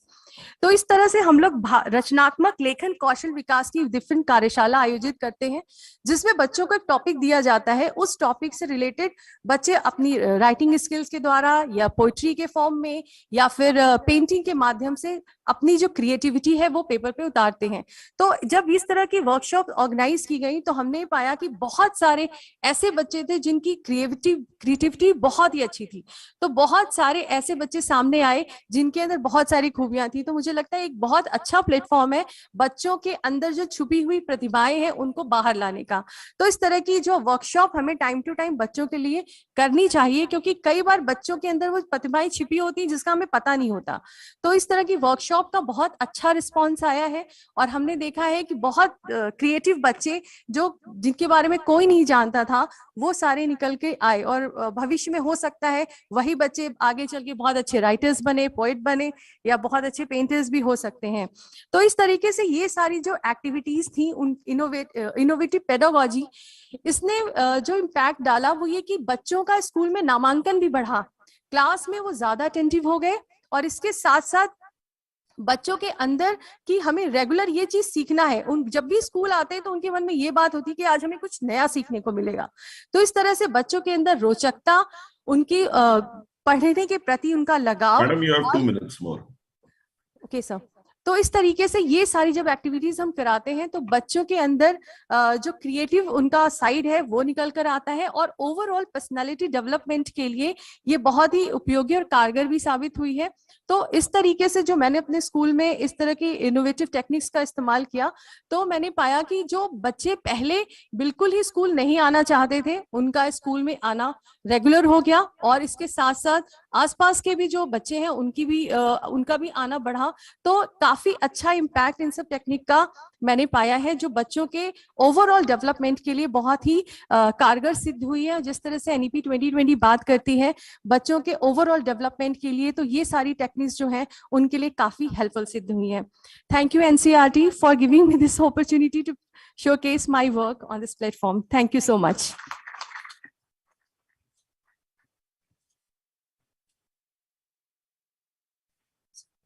Thank you Sushweta ji, आपने बहुत सारे एरियाज को कवर किया, ना केवल आपने लैंग्वेज टीचिंग और अदर सब्जेक्ट एरियाज लिए, बल्कि आपने टैलेंट सर्च, कैरेक्टर बिल्डिंग, स्वास्थ्य, स्वच्छता, इन सारे एरियाज को कवर किया अपनी इनोवेटिव पेडागॉजी के प्रेजेंटेशन में। Thanks a lot. So now I would like to invite, with the permission of chairperson, I would like to invite Shrimati Gulshan Kaur. She is the principal of Bhavan Vidyalay, Panchkula. She has an exemplary career as educationist with 24 years of teaching experience. She has received National Education Excellence Award, Global Principals Award, and Dr. APJ Abdul Kalam National Principals Award. She is a well-known CBSE resource person and has provided training to CBSE teachers on NEP, innovative pedagogies and assessment, as well as on Bloom's taxonomy. So now I would request her to make her presentation. Gulshan ji.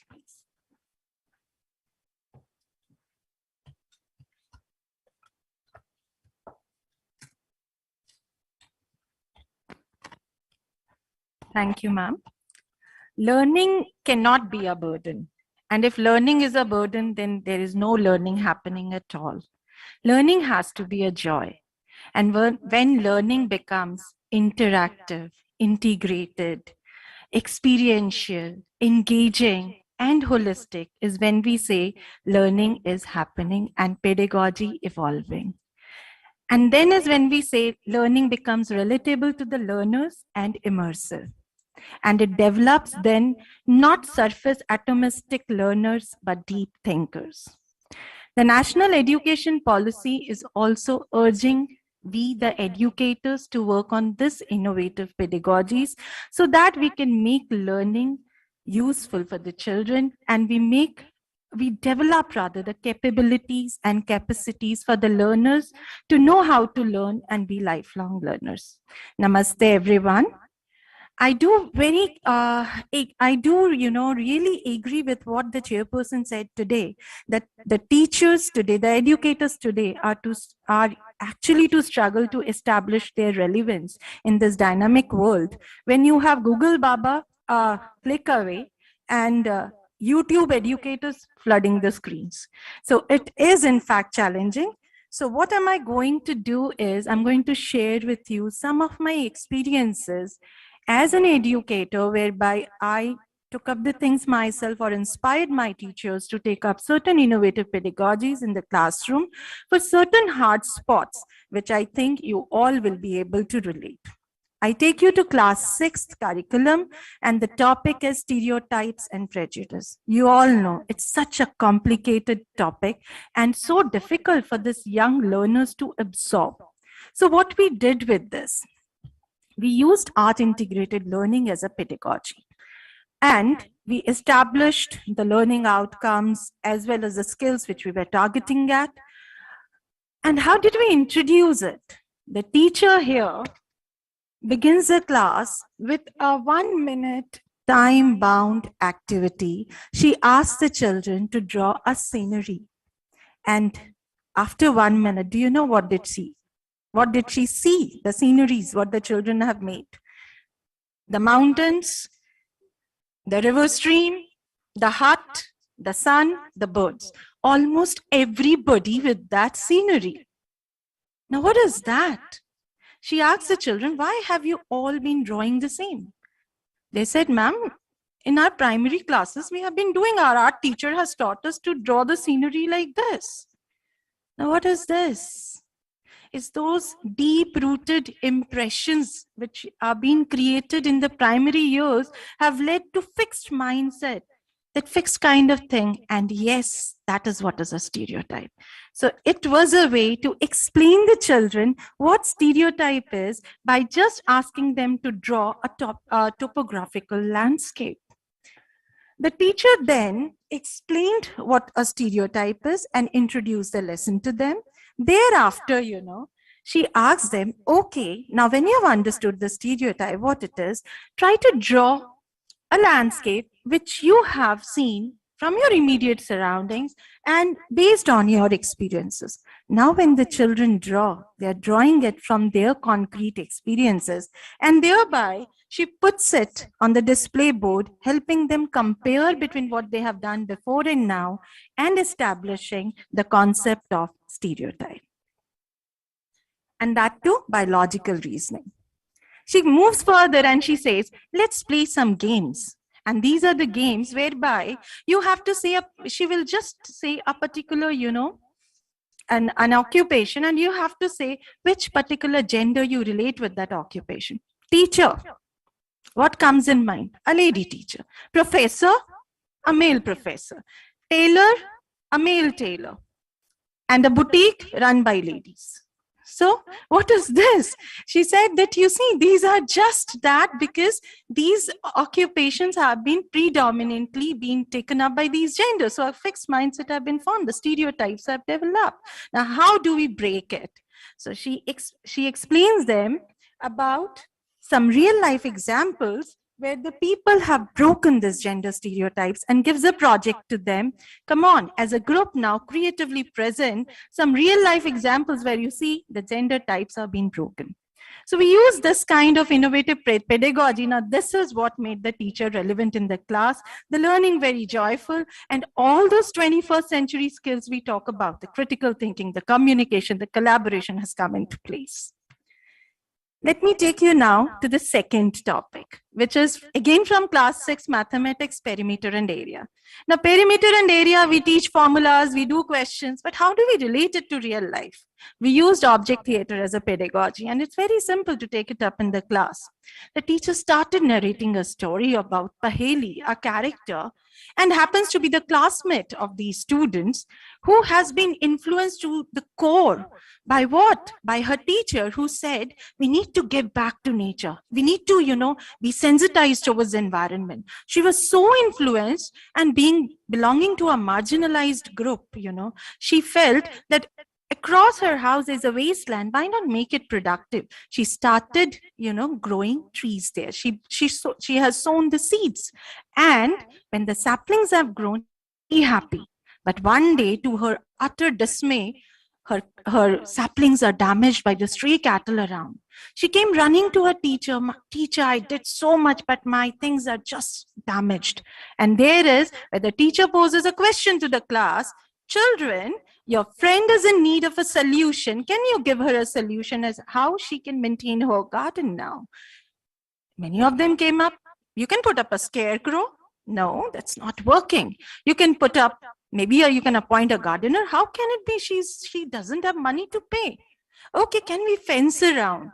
And there is where the teacher brings in the concept of perimeter. Okay, draw the imaginary garden of Paheli in your notebooks, and let's measure the dimensions.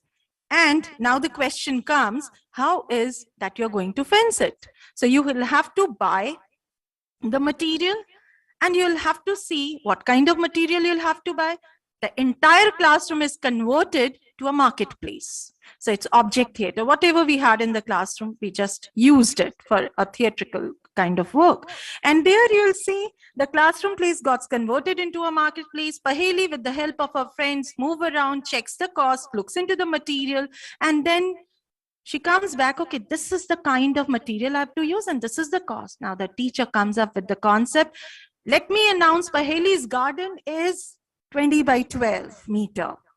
Now, what will be the cost? She explains the concept of how to calculate the cost.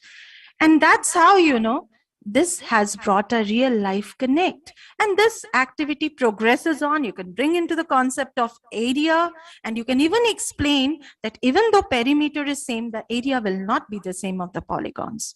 So this was how, the collective learning, the team teaching comes in, teamwork also prevails. And when I say team teaching, you can have your theater teacher, you can have your storyteller, you can have your English teachers coming and helping you out with this. So there is team teaching, and there is collective teaching learning happening. Again, the relevance of teacher established.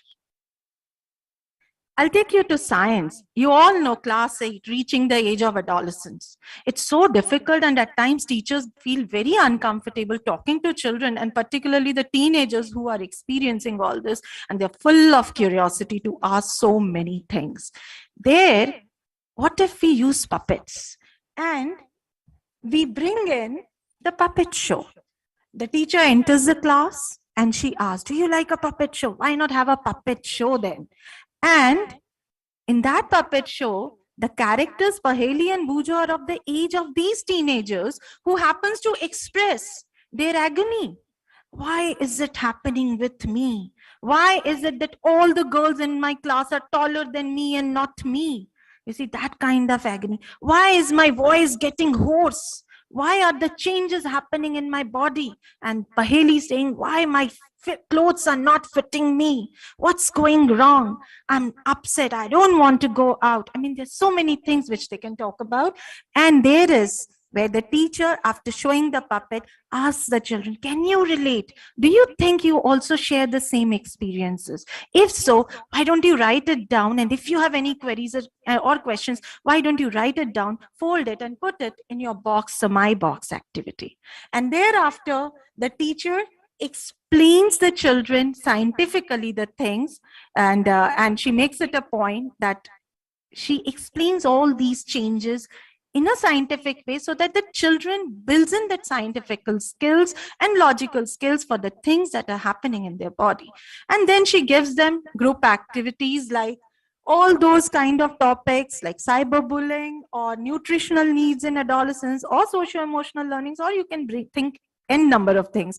Give them the projects, let them present it creatively through nukkad nataks, through memes. Give them that creative freedom to express. And there you will find that the children, they come up beautifully and they communicate so effectively, they become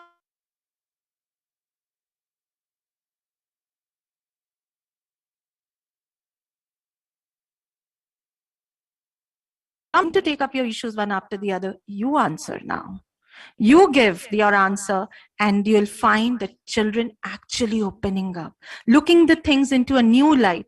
I'll be very happy to share some of these children. They have volunteered themselves as peer counselors and peer mediators that, yes, ma'am, we are ready to, because we think we'll be able to help our friends who are in distress because of all this. And assessments, of course, they go side by side. I'm not focusing on that, but yes, there is assessment as learning, for learning, and off learning happening all the time. I'll move to mathematics. Ma'am talked about embodied learning, and that is what we have used here as with sports integration, the chapter of trigonometry, height and distance, angle of elevation. And here you will find that what we did was we took the children, this class 10th children, to the sports ground, the basketball court, and we asked them, come on, let's play the game. And when they're playing the game, the teacher has made it a point that she explains the reasons behind all that what is happening on the basketball court, as when you are throwing the ball, how you are placing an angle of elevation, your height and the distance from the pole and angle of elevation do matter when you're caging the balls, and the teams who are winning are actually strategizing on this. And that's where the children are thinking, learning, and producing at the same time. They are active learners. They're not just passive learners. And this is the activity which we have taken up. And because of, time constraints, I'm not going. Madam, you have only 2 minutes, ma'am. Yes, sir. And now we have class 11 chemistry, classification of elements, periodic table. You know how difficult it is to learn the elements and the atomic numbers. We thought, why not bring in gamification? I'll be very happy to share. We have designed this game and it has won in the Toycathon also. This is fun with elements. And what we did was we have used the periodic table game as a board game. We have also used it in online, offline mode during COVID in blended form. And here the 4 players, when they play and their dice, when they roll, they get onto a particular atomic element, they get to the atomic number, they move into the trajectory. And then there are questions related to science whereby the children are answering the questions. And through iterations, what happens? The things get registered. You're not to put in efforts to learn all those games. So that is gamification where we have brought in, and I can very happily and confidently say we established the relevance of teachers here. And we have made learning very experiential as well as, a joy for children. Learning was fun. I just want to exhort you teachers, take freedom to commit mistakes, because with mistakes you learn and you make learning very joyful, and that is when you become design scientists. Thank you so much.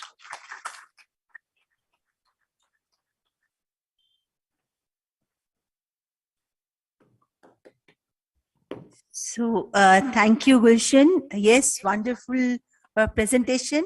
And we also felt joy in listening to your presentation. So now I would like to invite Jasneet Kaurji.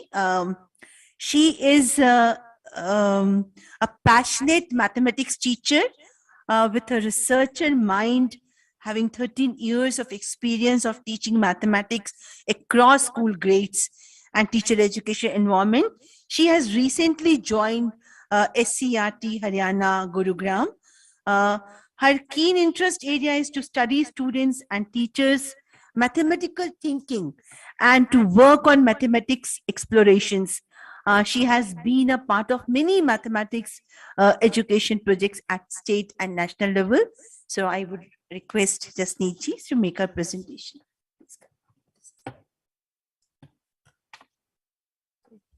Good afternoon, everyone, and thank you so much for providing me the opportunity to share my classroom experiences, which I termed as need-based pedagogy, because most of my innovative pedagogy has innovated just because of the needs arised in the classrooms related to the students' difficulties and other areas. So my first experience is related to the data visual based pedagogy. I am a secondary school student and I have taught grades 8 to 12th mathematics. So this experience is related to at the time of COVID, when there was a biggest challenge in front of me to engage students in the maths class in online or offline, as the students were having many challenges related to the poor networks, there were many health issues, and there were migrant students, so they were moving to their native places, and there were no smartphones. So such kind of challenges I was facing. So in that case, major challenge was with me was engagement of the students in mathematics class through online and offline mode. So I took many readings and I did design thinking to actually come up with the exact problem and how to sort it out. So as the engagement was the major problem, and through readings, this made clear to me that curiosity can be one of the factor which I can generate to engage students. And to bring the curiosity, I thought that some kind of experience should be given to the children which are connected to their lives, and cognitively it should be a visual mathematics instead of the abstract maths.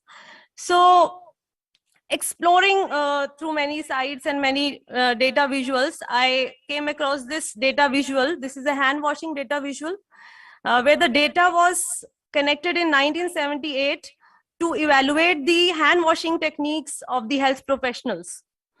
So I just asked two questions to my students: what do they notice and what do they wonder about?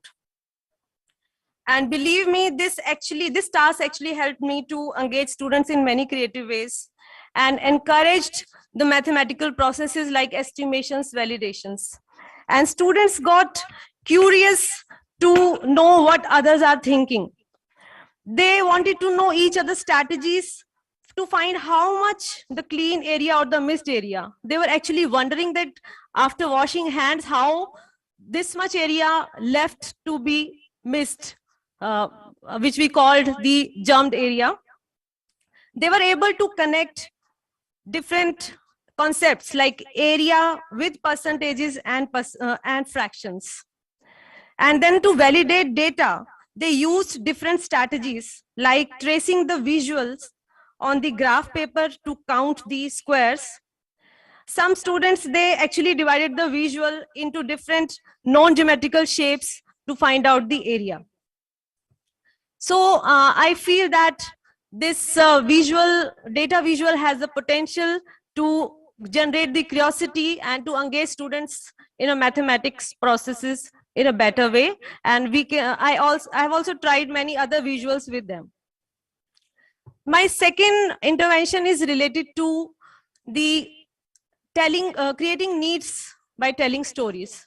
So this was again a need-based pedagogy, where I faced that students are actually facing to understand the concept of irrational numbers. It was very much disconnected to their real lives. So I started reading I thought that we should connect it with the history of irrational numbers. So I read many papers related to that. Then I created a story on dangerous ratio, and I told the story with full of action. कि बहुत समय की बात है, 520 ईसा पूर्व एक आदमी, उसे मार दिया गया. क्यों? जानते हो क्यों? क्योंकि उसने लोगों को एक गणित का रहस्य बताना चाहा था.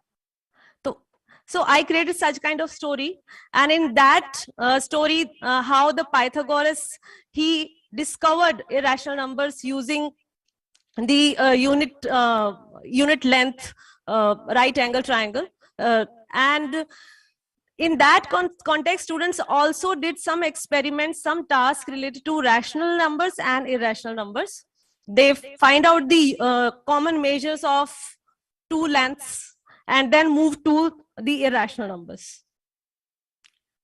Then my third intervention is just connected to the previous one, where I wanted to connect the subject with its history. But here in this intervention, students created stories. So when students came to me in 9th grades, every year I feel that there are many conceptual gaps, many learning gaps. So what we do, if I just cite an example of the number system here, I give them a book, हमें अंकों के बारे में कैसे पता चला, by Srinivasan ji, and they read the book, and I give them some portion from the book. Okay, you take any portion from the book and create your own story, posters, presentations, or math skits. And they come up with very innovative and creative ways to present it. My two skits are very famous, which we have also presented in front of the school. One is related to before numbers, and another is Akriti Gaon. So such kind of activities help them to connect maths with its evolution related to the history. Then this one is a very helpful tool for me, that is the design thinking with my students. Here in the design thinking, as you must be aware of, that it is the process which is user-centered. And now it has come to our school education also, to design problem to its solution. And because it is user-centered, it is very important to emphasize with students. So I take a group of students who are interested one, and we sit together, we analyze the kind of problems or difficulties our students are facing. And then we together design some of the activities that we should take up in the class, or the assessment sheets or the worksheets we design together. So it has given me a good team to work on. Last year I did it for the fraction, because fractions was a major problem which my students were facing. Then the project-based pedagogy.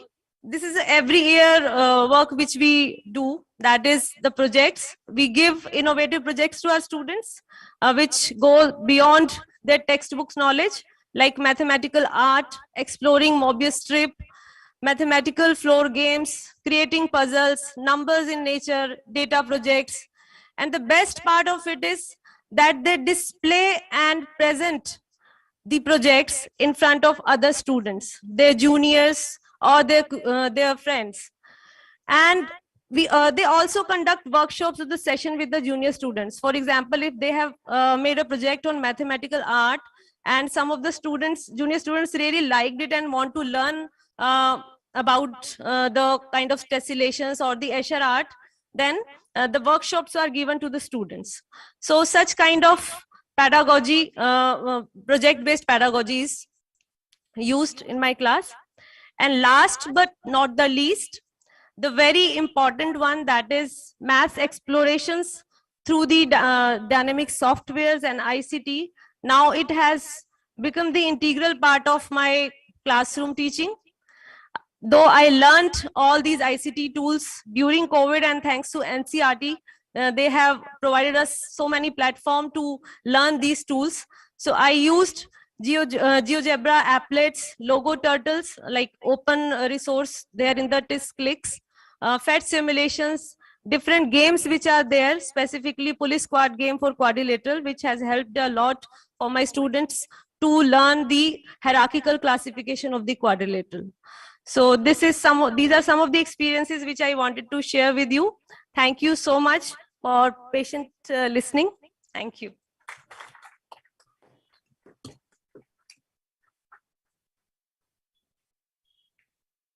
So thank you, Jaspreet. Yes, sir. So I think we are on time, ma'am. We are on schedule. So we will start with the Q&A session, ma'am. Yes, sir.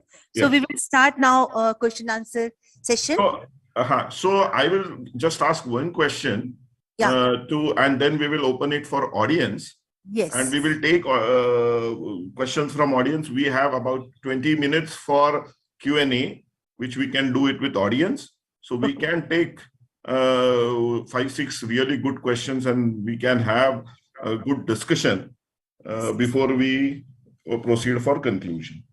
So I have one question to all the 4-5 speakers who are there, okay, especially teachers who have presented innovative pedagogy, is that your presentations were extremely impressive. You know, the kind of models which you have evolved were really very good. But in country like India, where we have to create far bigger impact and not just confine to ourselves, I would like to know from each one of you in 1 minute that at your personal level, not what government is doing, what you are doing to disseminate the models which you have developed, and how you are actually trying to create a community of teachers around your model so that more and more teachers actually adopt what you are doing. So आप लोग question समझ गए होंगे. So आप लोग 1 minute अगर answer दे, आपके पास cordless mic है. So I think can we start with Dennis?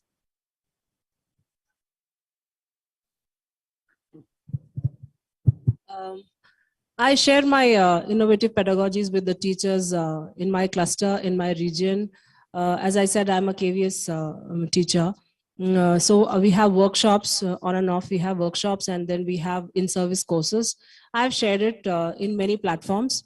And there are teachers who have adopted it. They find it very easy for them. I mean, I have given them ways to adopt, simpler ways to adopt. So I have seen teachers using it. And we have certain platforms wherein we share not just mine to them, they share theirs too. So that is how we collaborate. I also train teachers, not just in KVS. There are teachers outside KVS who take my help, and I coordinate with them. We have certain platforms wherein we share our ideas. And yes, my innovative ideas, pedagogy has been adopted by a few of them. Thank you. Sir, हम लोग हर month हमारे यहाँ शिक्षक संकुल meeting होती है, जिसमें हर school से कुछ टीचर्स आते हैं सब्जेक्ट रिलेटेड. तो जो भी टीचर जिस तरह का इनोवेशन अपने स्कूल में करा रहा होता है, तो उसकी प्रेजेंटेशन हम वहाँ करते हैं. तो इस तरह से जो हमारे एरिया के टीचर्स होते हैं वो उनको इसके बारे में पता लगता है. इसके साथ साथ बहुत सारे व्हाट्सएप ग्रुप भी हम यूज करते हैं, जिनमें ये सारी एक्टिविटीज हम डालते रहते हैं. तो काफी लार्ज एरिया तक ये सारी जो इनोवेटिव आइडियाज होते हैं वो टीचर्स के बीच में पहुंचते हैं, और उनकी अगर कोई क्वेरी होती है तो व्हाट्सएप ग्रुप के माध्यम से या फिर जो मीटिंग होती है उनके माध्यम से वो सारे डिस्कशंस होते हैं. तो इस तरीके से जो भी क्रिएटिव वर्क है वो सिर्फ एक स्कूल तक सीमित नहीं रहता है, बल्कि वो पूरे डिस्ट्रिक्ट के यहाँ तक कि स्टेट लेवल तक भी वो सारा वर्क पहुंचता है. Thank you. Namaste, sir. The pedagogies that we have used are scalable and they can be used by everyone. So we have very thoughtfully, looked into it. Now, how do we spread around the word of using innovative pedagogies? First, starting at my school level, we have regular, this sharing of experiences with the teachers in our department meetings and whole school meetings. Number two, reaching out to community. We have our Facebook, we have our, those social media platform whereby we put in all this and it's open for everybody to see, watch and adopt. And we create a buzz around by passing it on to the district education officer so that the government schools can be equally benefited, and we ask them they can visit us and see to it. The third thing, at the national level, we are sending these exemplars to NCERT for, circulation to all. So that's how, sir, we are trying to reach out to the masses. Thank you. So as I've recently joined SCRT, and this month only we have started with the maths e-newsletter. On 5th, there was the first release, and it has 4 major components. First component is learnings from the research. Second is there is a challenge given to the teachers as well as students. Third is what they can try out in the class, and fourth is their classroom experiences. So through this letter, we are trying to connect with all the government schools teachers of Haryana, and we are incorporating such innovative techniques in these newsletter. Apart from that, when I was in school, my principal has actually helped me a lot to spread such kind of techniques by creating PPTs and videos, and he shared it with other groups of principal groups for implement them in their schools. So that's it. Thank you. So Suniti ji. Excellent, excellent. But what I will request, you also mentioned about using some of the social media platforms, वगैरह. See, when we are using WhatsApp, due to limitation, WhatsApp now group has a limitation, or number of people within the group could be limited. What I will recommend each and every one of you is that use other social media platforms also. So think of how I am going to use Insta or Snapchat or even Telegram, because Telegram channels you can actually create. Okay. See, what I've realized from listening to many of you is that you are actually sharing it on WhatsApp or something where you have a small community or a limited group, or you are relying more on workshops and government sessions and so on and so forth to spread your pedagogy. But you are not taking upon yourself to drive a community around what you are doing. You know what I'm trying to say here. So I will request you to actually explore the possibility of creating a community, and Telegram or Insta could be one of the very good ways of actually creating a community around the work which you are doing, and how it can be supported and synergized by other people. So creating a model is very good, but actually pushing that model out so that large number of students, teachers can adopt will be a far better service to our country, to this entire education sector. So please think upon all this. Meanwhile, I will also request Ranjana ji to explore whether we can, at an NCERT level, start a Telegram channel for innovative pedagogy, which thousands of teachers can join because it's a channel. Channel means, and a lot of data exchange can happen. A lot of case studies exchange can happen. So they don't have to go to any website or any database to actually look upon. And people can start sharing, and we can give admin rights to few people who can validate and share. So something of that sort can be certainly done. Anyway, we will move forward to questions from audience. I will request audience to ask a question and not a comment, give their comment or opinions. Okay. So let's begin with question answer sessions. Ranjana madam, you are there. So if somebody actually tries to give lectures, you can stop them there and ask them to be very precise, to the point, and ask questions only. Okay, thank you, sir. But prior to asking question taking question from the audience, I just want to inform you, sir, we have a Vidya Amrit portal. Yeah, I am aware of that. I am aware of that. And in this Shikshak Parv, we have asked teachers to upload their videos on innovative pedagogies. So teachers are into the process. They are making the videos and they will be uploading it. So that portal is good. But many times what happens, you have to visit that portal sometimes. Yeah. So rather than taking, making a thirsty person go to a kuwa, can we bring kuwa to the thirsty person? That is what I'm asking. And from that perspective, Telegram channel will be a much better option. Because thousands and thousands can join that channel, and within a click, you will be able to reach out to thousands on daily basis. Yes. So CIT NCERT will be trying to create that channel so that more and more teachers join, and we will be benefited. So thank you, sir. Now I would like to take questions from the audience. And one question we have got it on YouTube channel from the audience who have connected through online.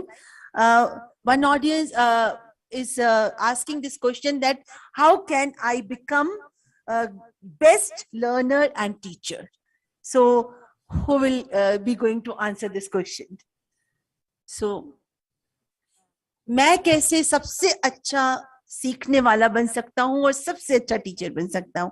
ये question है हमारे audience का. Yes, बहुत brief में Gulshan, yeah. Yes, ma'am. Teachers have to be learners first. It's only then that you can, share the things with your learners. So in order to be the teacher and the learner at the same time, you'll have to work, number one, with very open mindset to learn day in, day out from everyone around, including your learners. It's only then you'll understand and relate with them better. Number two, use methods and methodologies whereby there is an exchange of ideas rather than just a one-way transaction. So when you involve your children in the teaching learning process, you become a learner and a teacher at the same time. And probably with over the time, if you keep yourself open to learning, you will one day definitely develop as a good teacher. But one thing which is very important is that the compassion you should have for your learners, and that is what will make you a great teacher. Thank you, Gulshan. So now, audience, if you have any question, please. Very brief, 1 or 2 lines, but we will be happy to take your questions. Madam, take alternate, one male, one female. Okay. Okay. So we should give enough opportunity to everyone, every gender. So first and second hand is from females only. Okay. Please. Good afternoon, everyone. I would like to ask this question, that as a school head, when you are, I'm Dr. Jyoti Gupta, and I want to ask that when as a school head, you are, expecting the teachers of the school to use the innovative pedagogies, how do you ensure that, the teachers are implementing it in the classrooms? How are they, how do you ensure that it is a part of their lesson plans? So the principal cannot be everywhere, but how do you ensure that? This question is for me. Actually, you see, the thing is this, you'll have to develop a very good system wherein there's a lot of monitoring. Simply, if you leave it to planning and planning only, and without controlling, the planning becomes a futile exercise. So the first thing is when the teachers are coming up with kind of innovations, you'll have to be there, understanding their perspective. And when they take it to the classrooms, you have their peer teachers who, who sit there and they come up learning from each other and then reporting what went well in that. And of course, I have a school course system where my children, the students, they come up evaluating on the pedagogies used in the classroom in a way, not rating the teacher, but just stating what did they like in that lesson, what really was very interesting. So when you have those reflections coming to you, you can actually ensure learning is happening in the classes.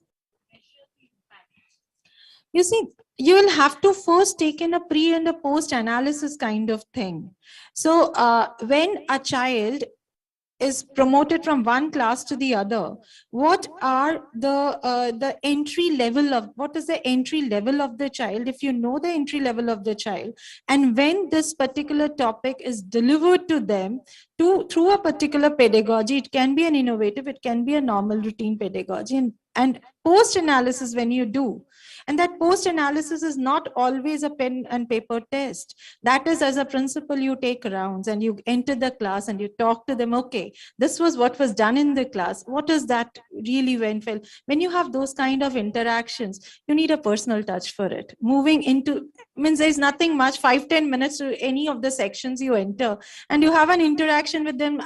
Teacher has done this today. So what was the best part of it? What was your aha moment? And what was that you carried along? So I think that kind of, things ensure besides the systems that you have in place. Thank you, Gulshan, and thank you, Jyoti ji. So now, another question? Yes, please, sir. My question to all of you, I'm especially Madam Gulshan Kaurji, you said that you turn your learners into deep thinkers. Have you tried to document the process? How does your teaching bring about a change in the behavior of students? This is to you also, and others also can respond. how their teaching brings about a change in the behavior of students. Number one. Number two, linked question is that, do you come across any challenges and how do you overcome those challenges? Number three, that's also a linked question. Do you visit different schools or different groups of students or deprived students who are in distress, who are in need and who do not have access to resources, teaching learning resources, who do not have that environment? How do you use your pedagogy, innovative pedagogy, in those different situations which are far more challenging than the situation prevailing in your schools? So these three linked questions, I would request all of you to apprise us, to enlighten us on your pedagogy. That relates to implementation of the pedagogy, not the description. You have given a remarkable description. How do you implement the strategies in different situations? That's all. Okay, thank you, sir. I think to save the time, one by one link question you can answer. Okay, we can start from Shweta.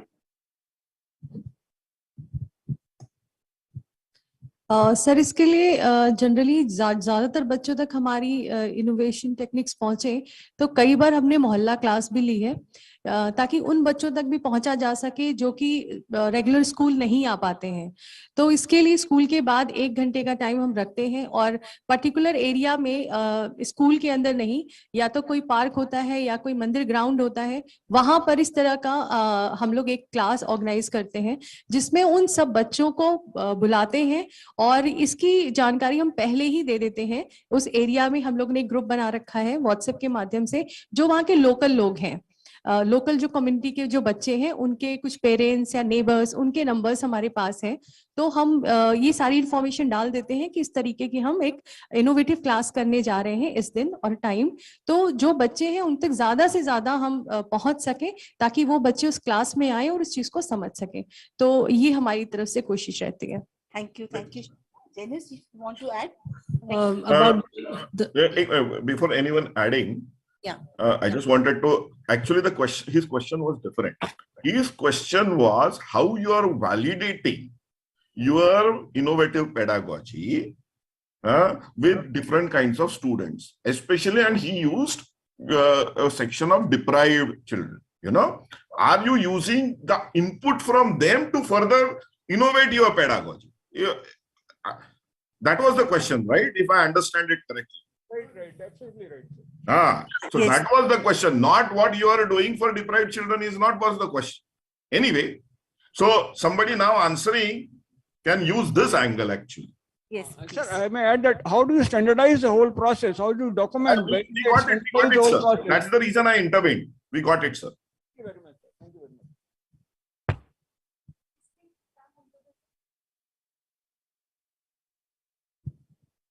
इसके लिए कई बार हम बच्चों का assessment करते हैं, different simple questions के माध्यम से हम बच्चों का लर्निंग लेवल क्या है इसकी जानकारी पहले इकट्ठा करते हैं, उसको डॉक्यूमेंट करते हैं और उसके बाद जब हमने इस तरह की क्लासेस ली उसके बाद बच्चों की ग्रुप एक्टिविटी कराते हैं जिसमें हर एक बच्चे ने क्या सीखा इसके बारे में हम लोग चर्चा करते हैं। अगर किसी बच्चे को कोई कहीं समझने में समस्या आ रही है तो फिर उसको उसके आईक्यू के अकॉर्डिंग हम उसे समझाते हैं ताकि वो जो एक्टिविटी हमने कराई है उसको वो अच्छे से समझ सके। तो इस तरीके से हमारा एक प्री असेसमेंट भी होता है और पोस्ट असेसमेंट भी होता है। Thank you, Shweta. I think you got your answer. Maybe Gulshan or Jasneet, if they want to add something.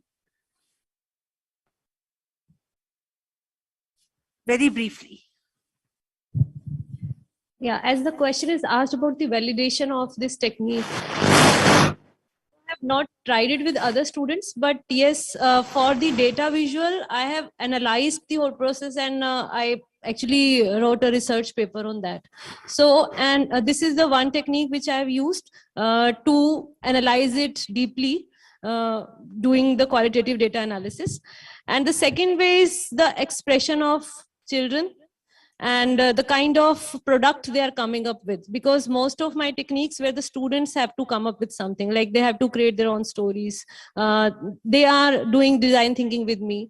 So in that case, their thoughts, their thinking are telling me how depth they are thinking. So I mean, there's no such limit to the depth as well. So good. For May I, Let's move forward. Yeah.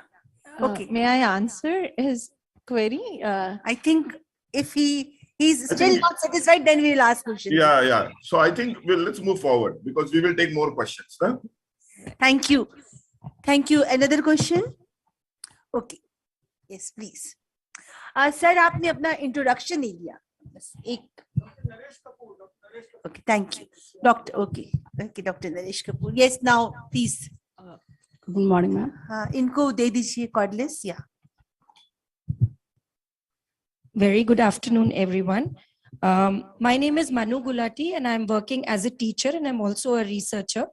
Thank you, Dr. Abe. You, in the beginning, like what I found very profound was that you mentioned that we need education, but do we really need teachers and schools as they are in the current scenario? That actually threw a light, and from the presentations from each speaker, I could understand that how to reimagine the role of teacher pedagogy as well.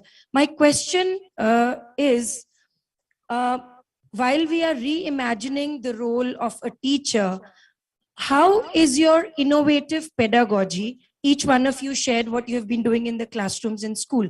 How is your innovative pedagogy helping your students reimagine the role of a learner? That's my question. Is the question clear, or do I need to reword or reframe or simplify it? No, the question is very clear. Okay. So thank you, Manu. Thank you. Who would like to answer? Janus or Gulshan? I think we can start with Jacob, because reimagining at different age will be different things. Yes. Okay. Okay. Thank you, Manu, for asking that. Reimagining the students as a learner. Gone are the days where children used to just memorize the questions and answers. All right.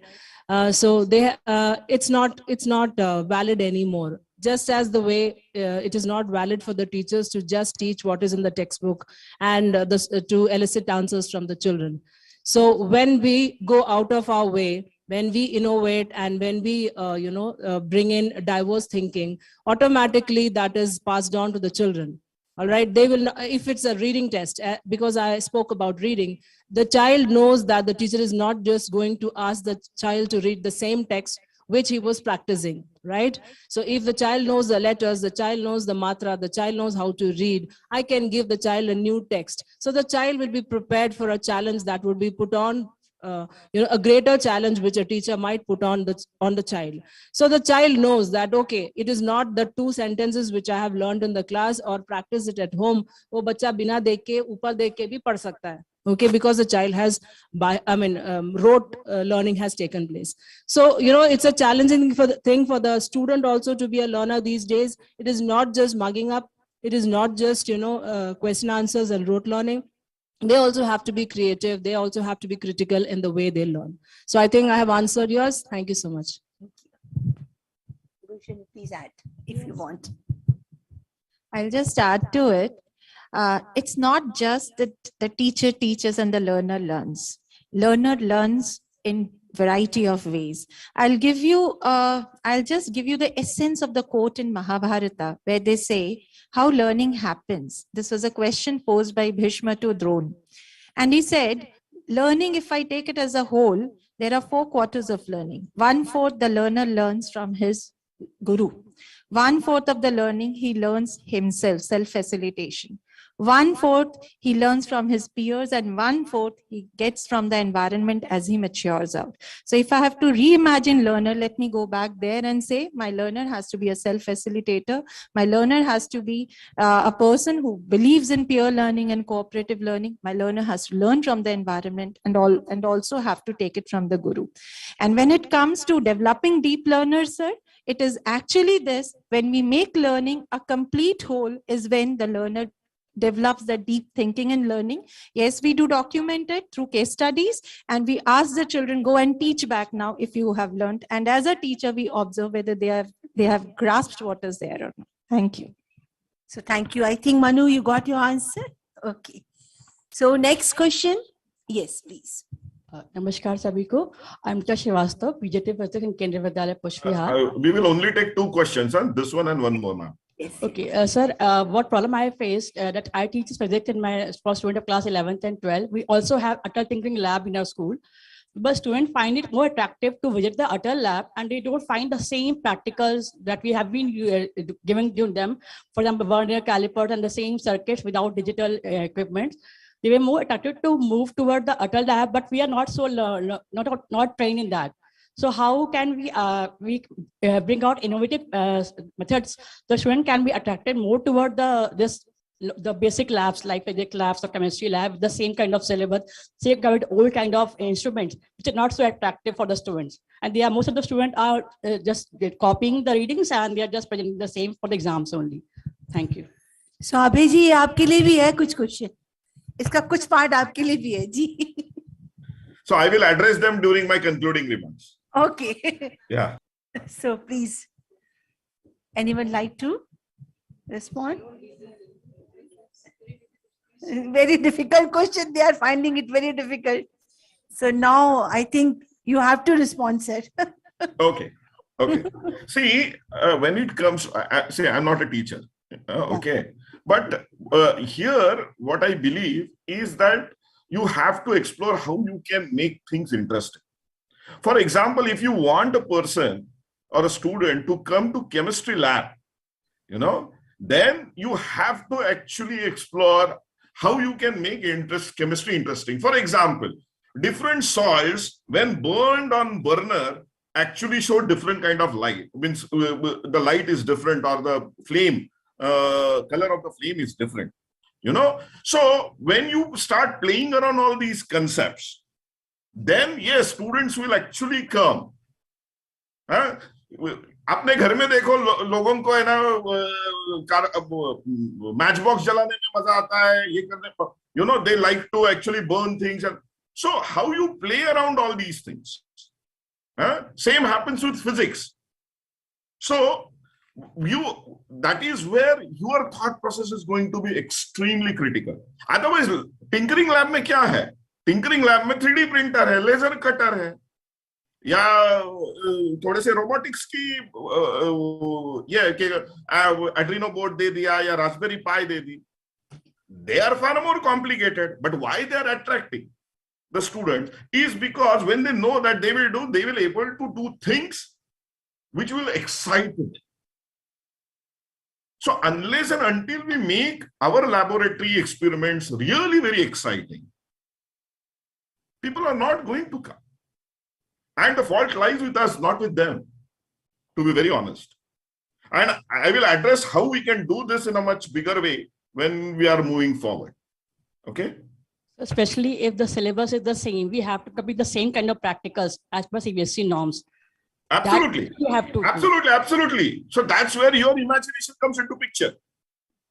Yes. You actually need to sit down with your students and with your teachers and work on each and every experiment. How I can make this more interesting.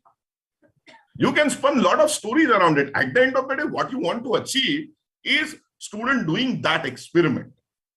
अगर titration कर रहा है तो titration कर रहा है, या slide बना रहा है तो slide बना रहा है, which a student need to see under microscope. But if you have a story woven around it, if you gamify it, then students are going to they are going to get interested. So the thing is that whether you are giving enough thought towards all these things, if you don't think about making it interesting, and if you want CBSE or again NCERT to give you a ready reckoner, कि इसको ऐसा बनाओ तो student आ जाएगा, then the problem is with you, not with the students. Yes. Let me be very honest here. Yes. Thank you very much, sir.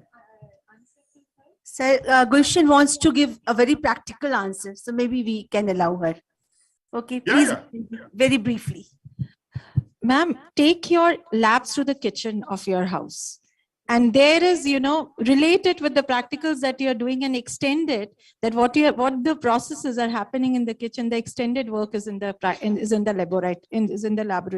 labs.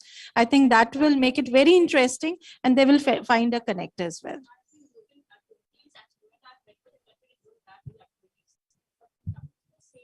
example, 8 practical that's part of the syllabus. Not able to do that.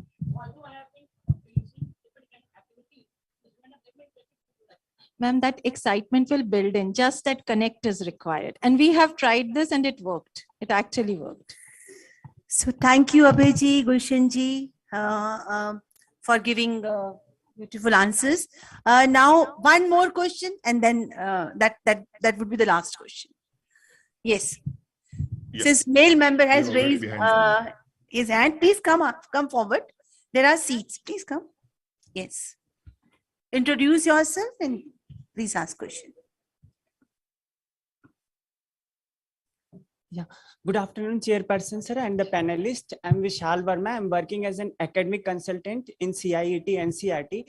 So my question is, how can we use or how can we do SWOT analysis of this innovative pedagogy for the differently able children? Like they also have a very amazing brain. For example, Stephen Hawking, they can have different kind of abilities. They are not physically that much able like us, but they have that kind of very amazing class of brain. So how can we do SWOT analysis of this innovative pedagogy for differently able children?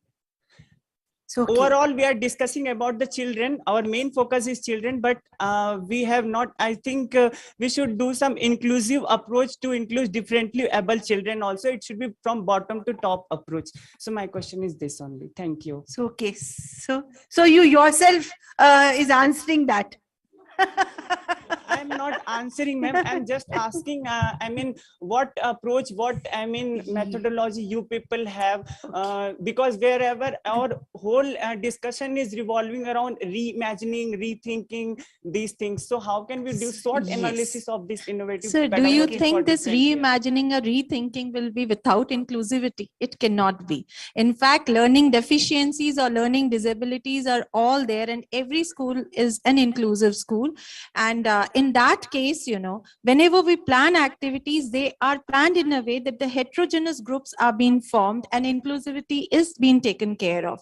Now, doing SWOT on it, that is the strengths, weaknesses, opportunities, and threats, what you're talking about for differently able children, or for, you know, we see they are differently abled in a way, but they are not disabled.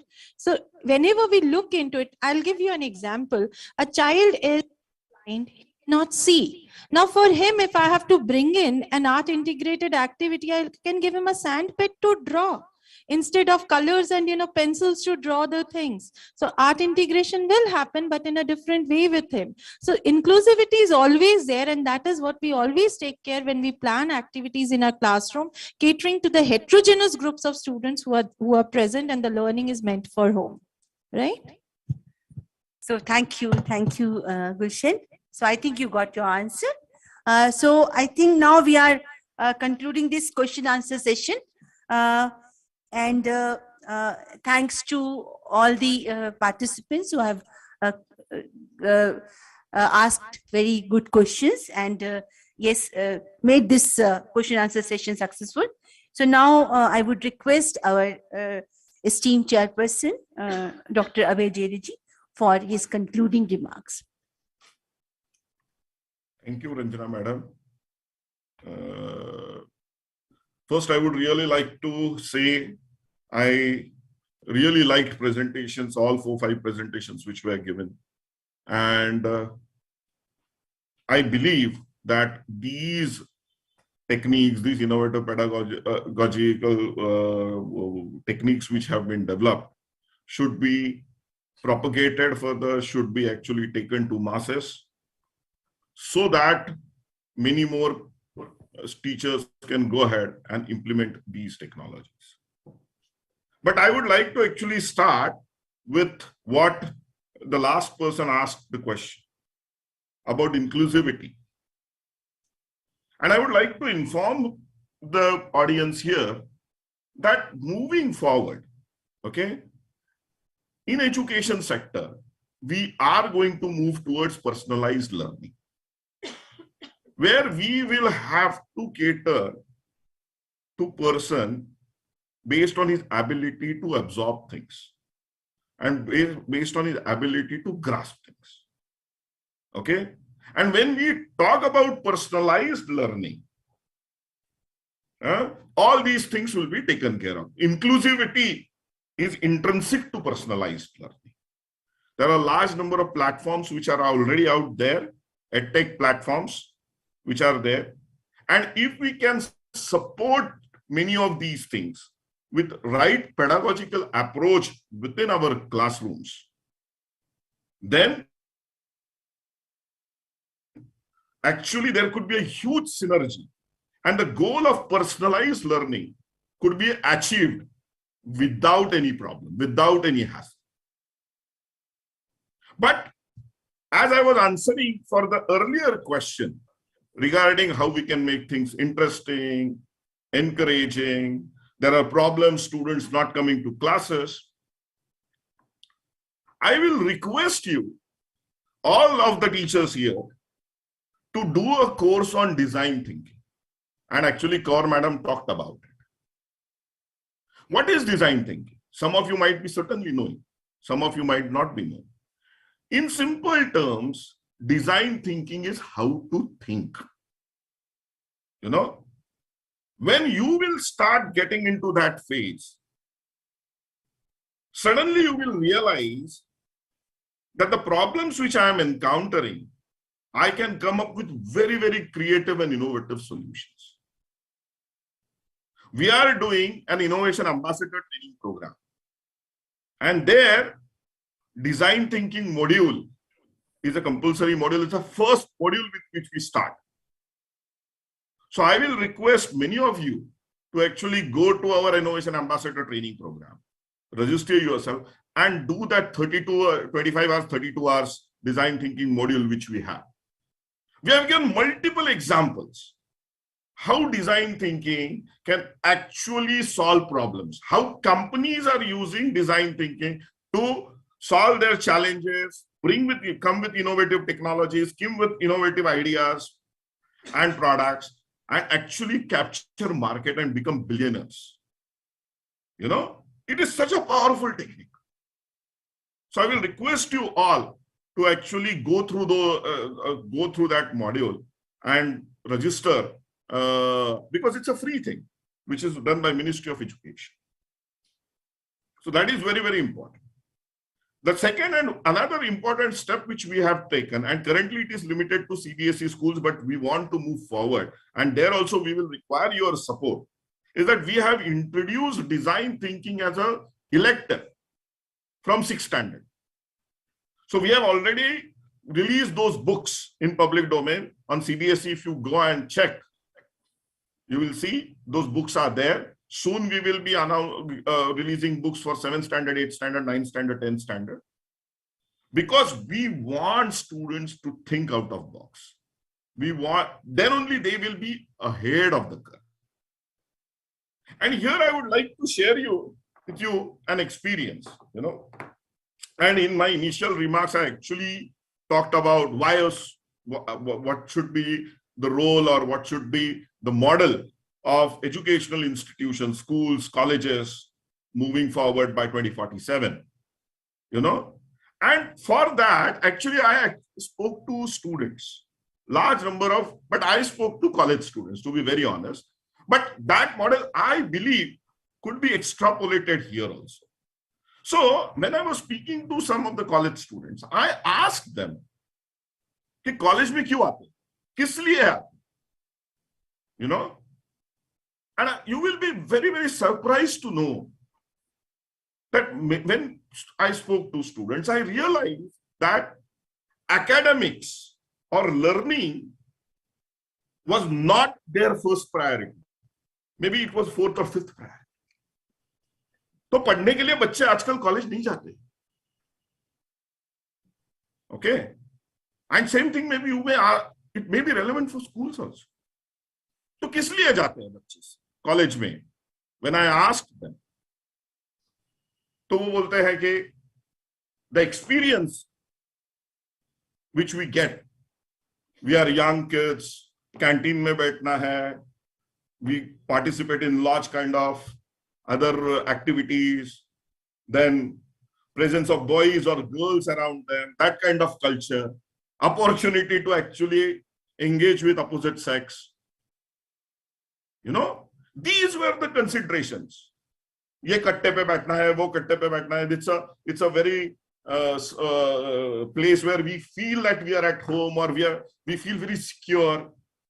Then there are a couple of teachers with whom they are emotionally attached because they take care of their emotional needs, sometimes even financial needs.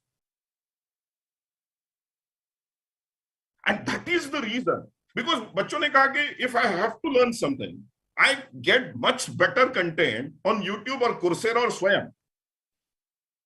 You know? So the question we all really need to ask is, if this is going to be the new priority of students, of parents, then are our schools, whether our educational institutes, are geared up for handling these kind of requirements? You know, as I said, I have spoken to college students, but you yourself can do an experiment where you can talk to 8th standard, 9th standard, 10th standard students and ask them, कि school आने के लिए what makes you come to school? Whether it's teaching, whether it's a teacher, whether it's some other things, and you will realize the answer may be completely different. And that answers might astonish you actually. So these are the considerations which are going to be extremely critical when you are looking for pedagogy, or when you are actually developing different models related to pedagogy.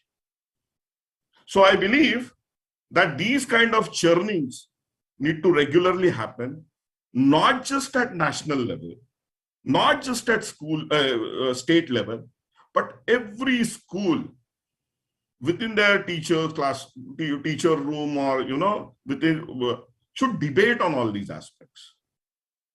That what modifications we can make so that we remain relevant. It's again, all these people think that innovative pedagogy and all this innovation, entrepreneurship, and those kind of things are buzzwords. No, they are not buzzwords. You have to adapt to them. You don't have any option if you really would like to sustain in long term.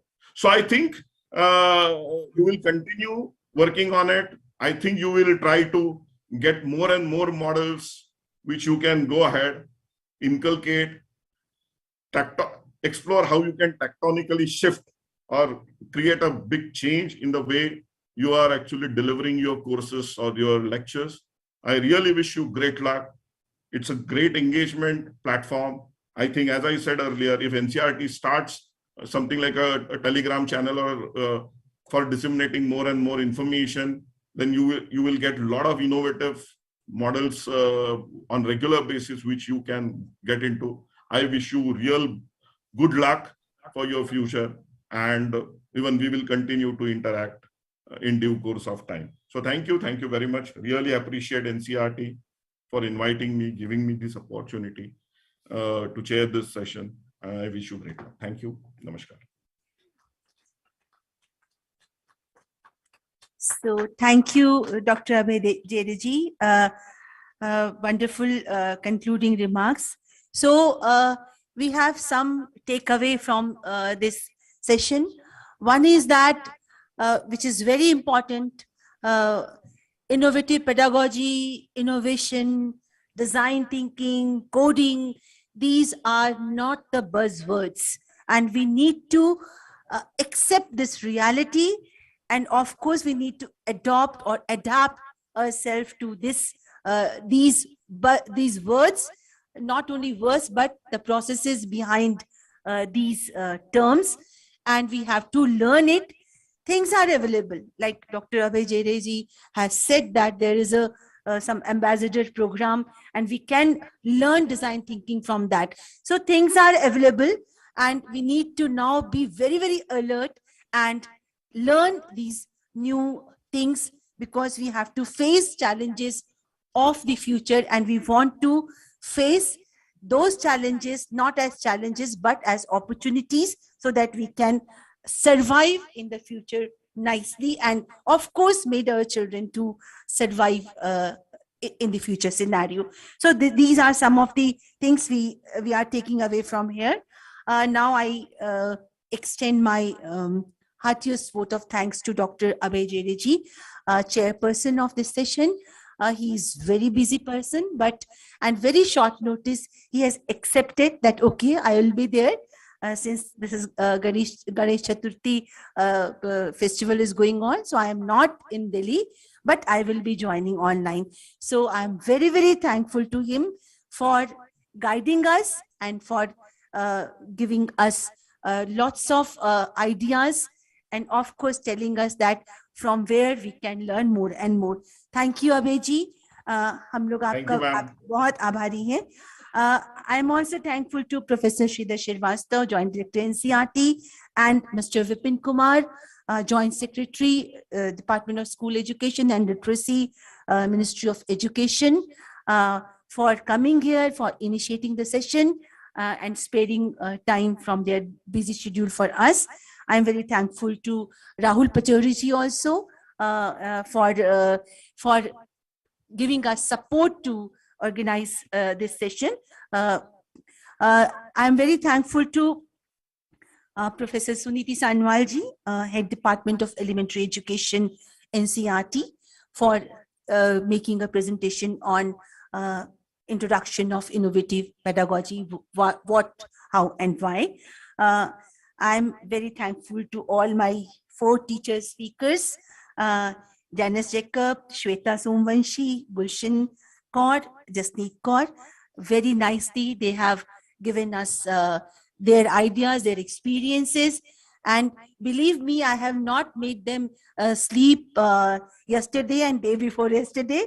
So we were talking, we were discussing, and 10 o'clock I used to send them a link, and they are coming with their presentation, and then again we discuss. And so I'm very sorry for that, but I'm thankful to all of you. And Janice, she's so busy in teacher award, but still she has made it possible to come here and present before us.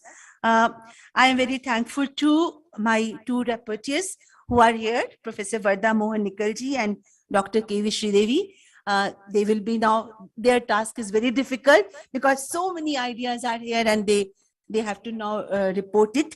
I'm very thankful to Chairperson CBSE, Chairperson Kendriya Vidyalaya Sangathan, and SPD Samagra Shiksha UP, SCRT, Director SCRT Haryana, for deputing our teacher speakers here on very short notice.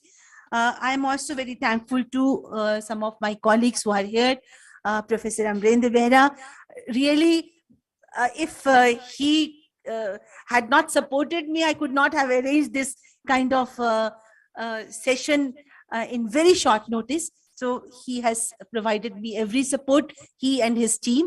Dr. Angel is also here, Dr. Indu Kumar is also here for supporting us.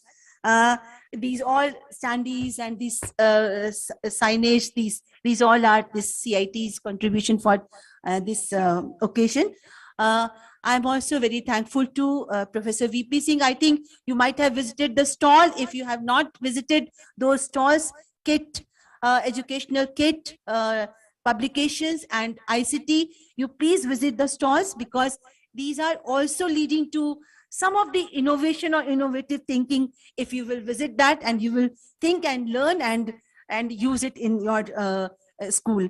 So I am thankful to all of you for coming here and participating with us, joining us.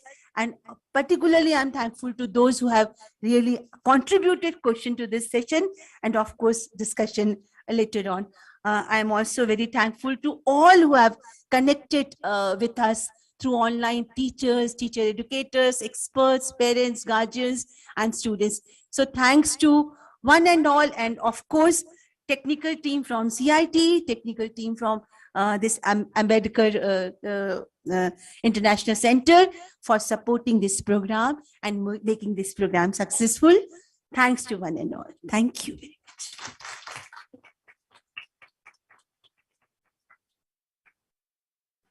Recording stopped. Yes.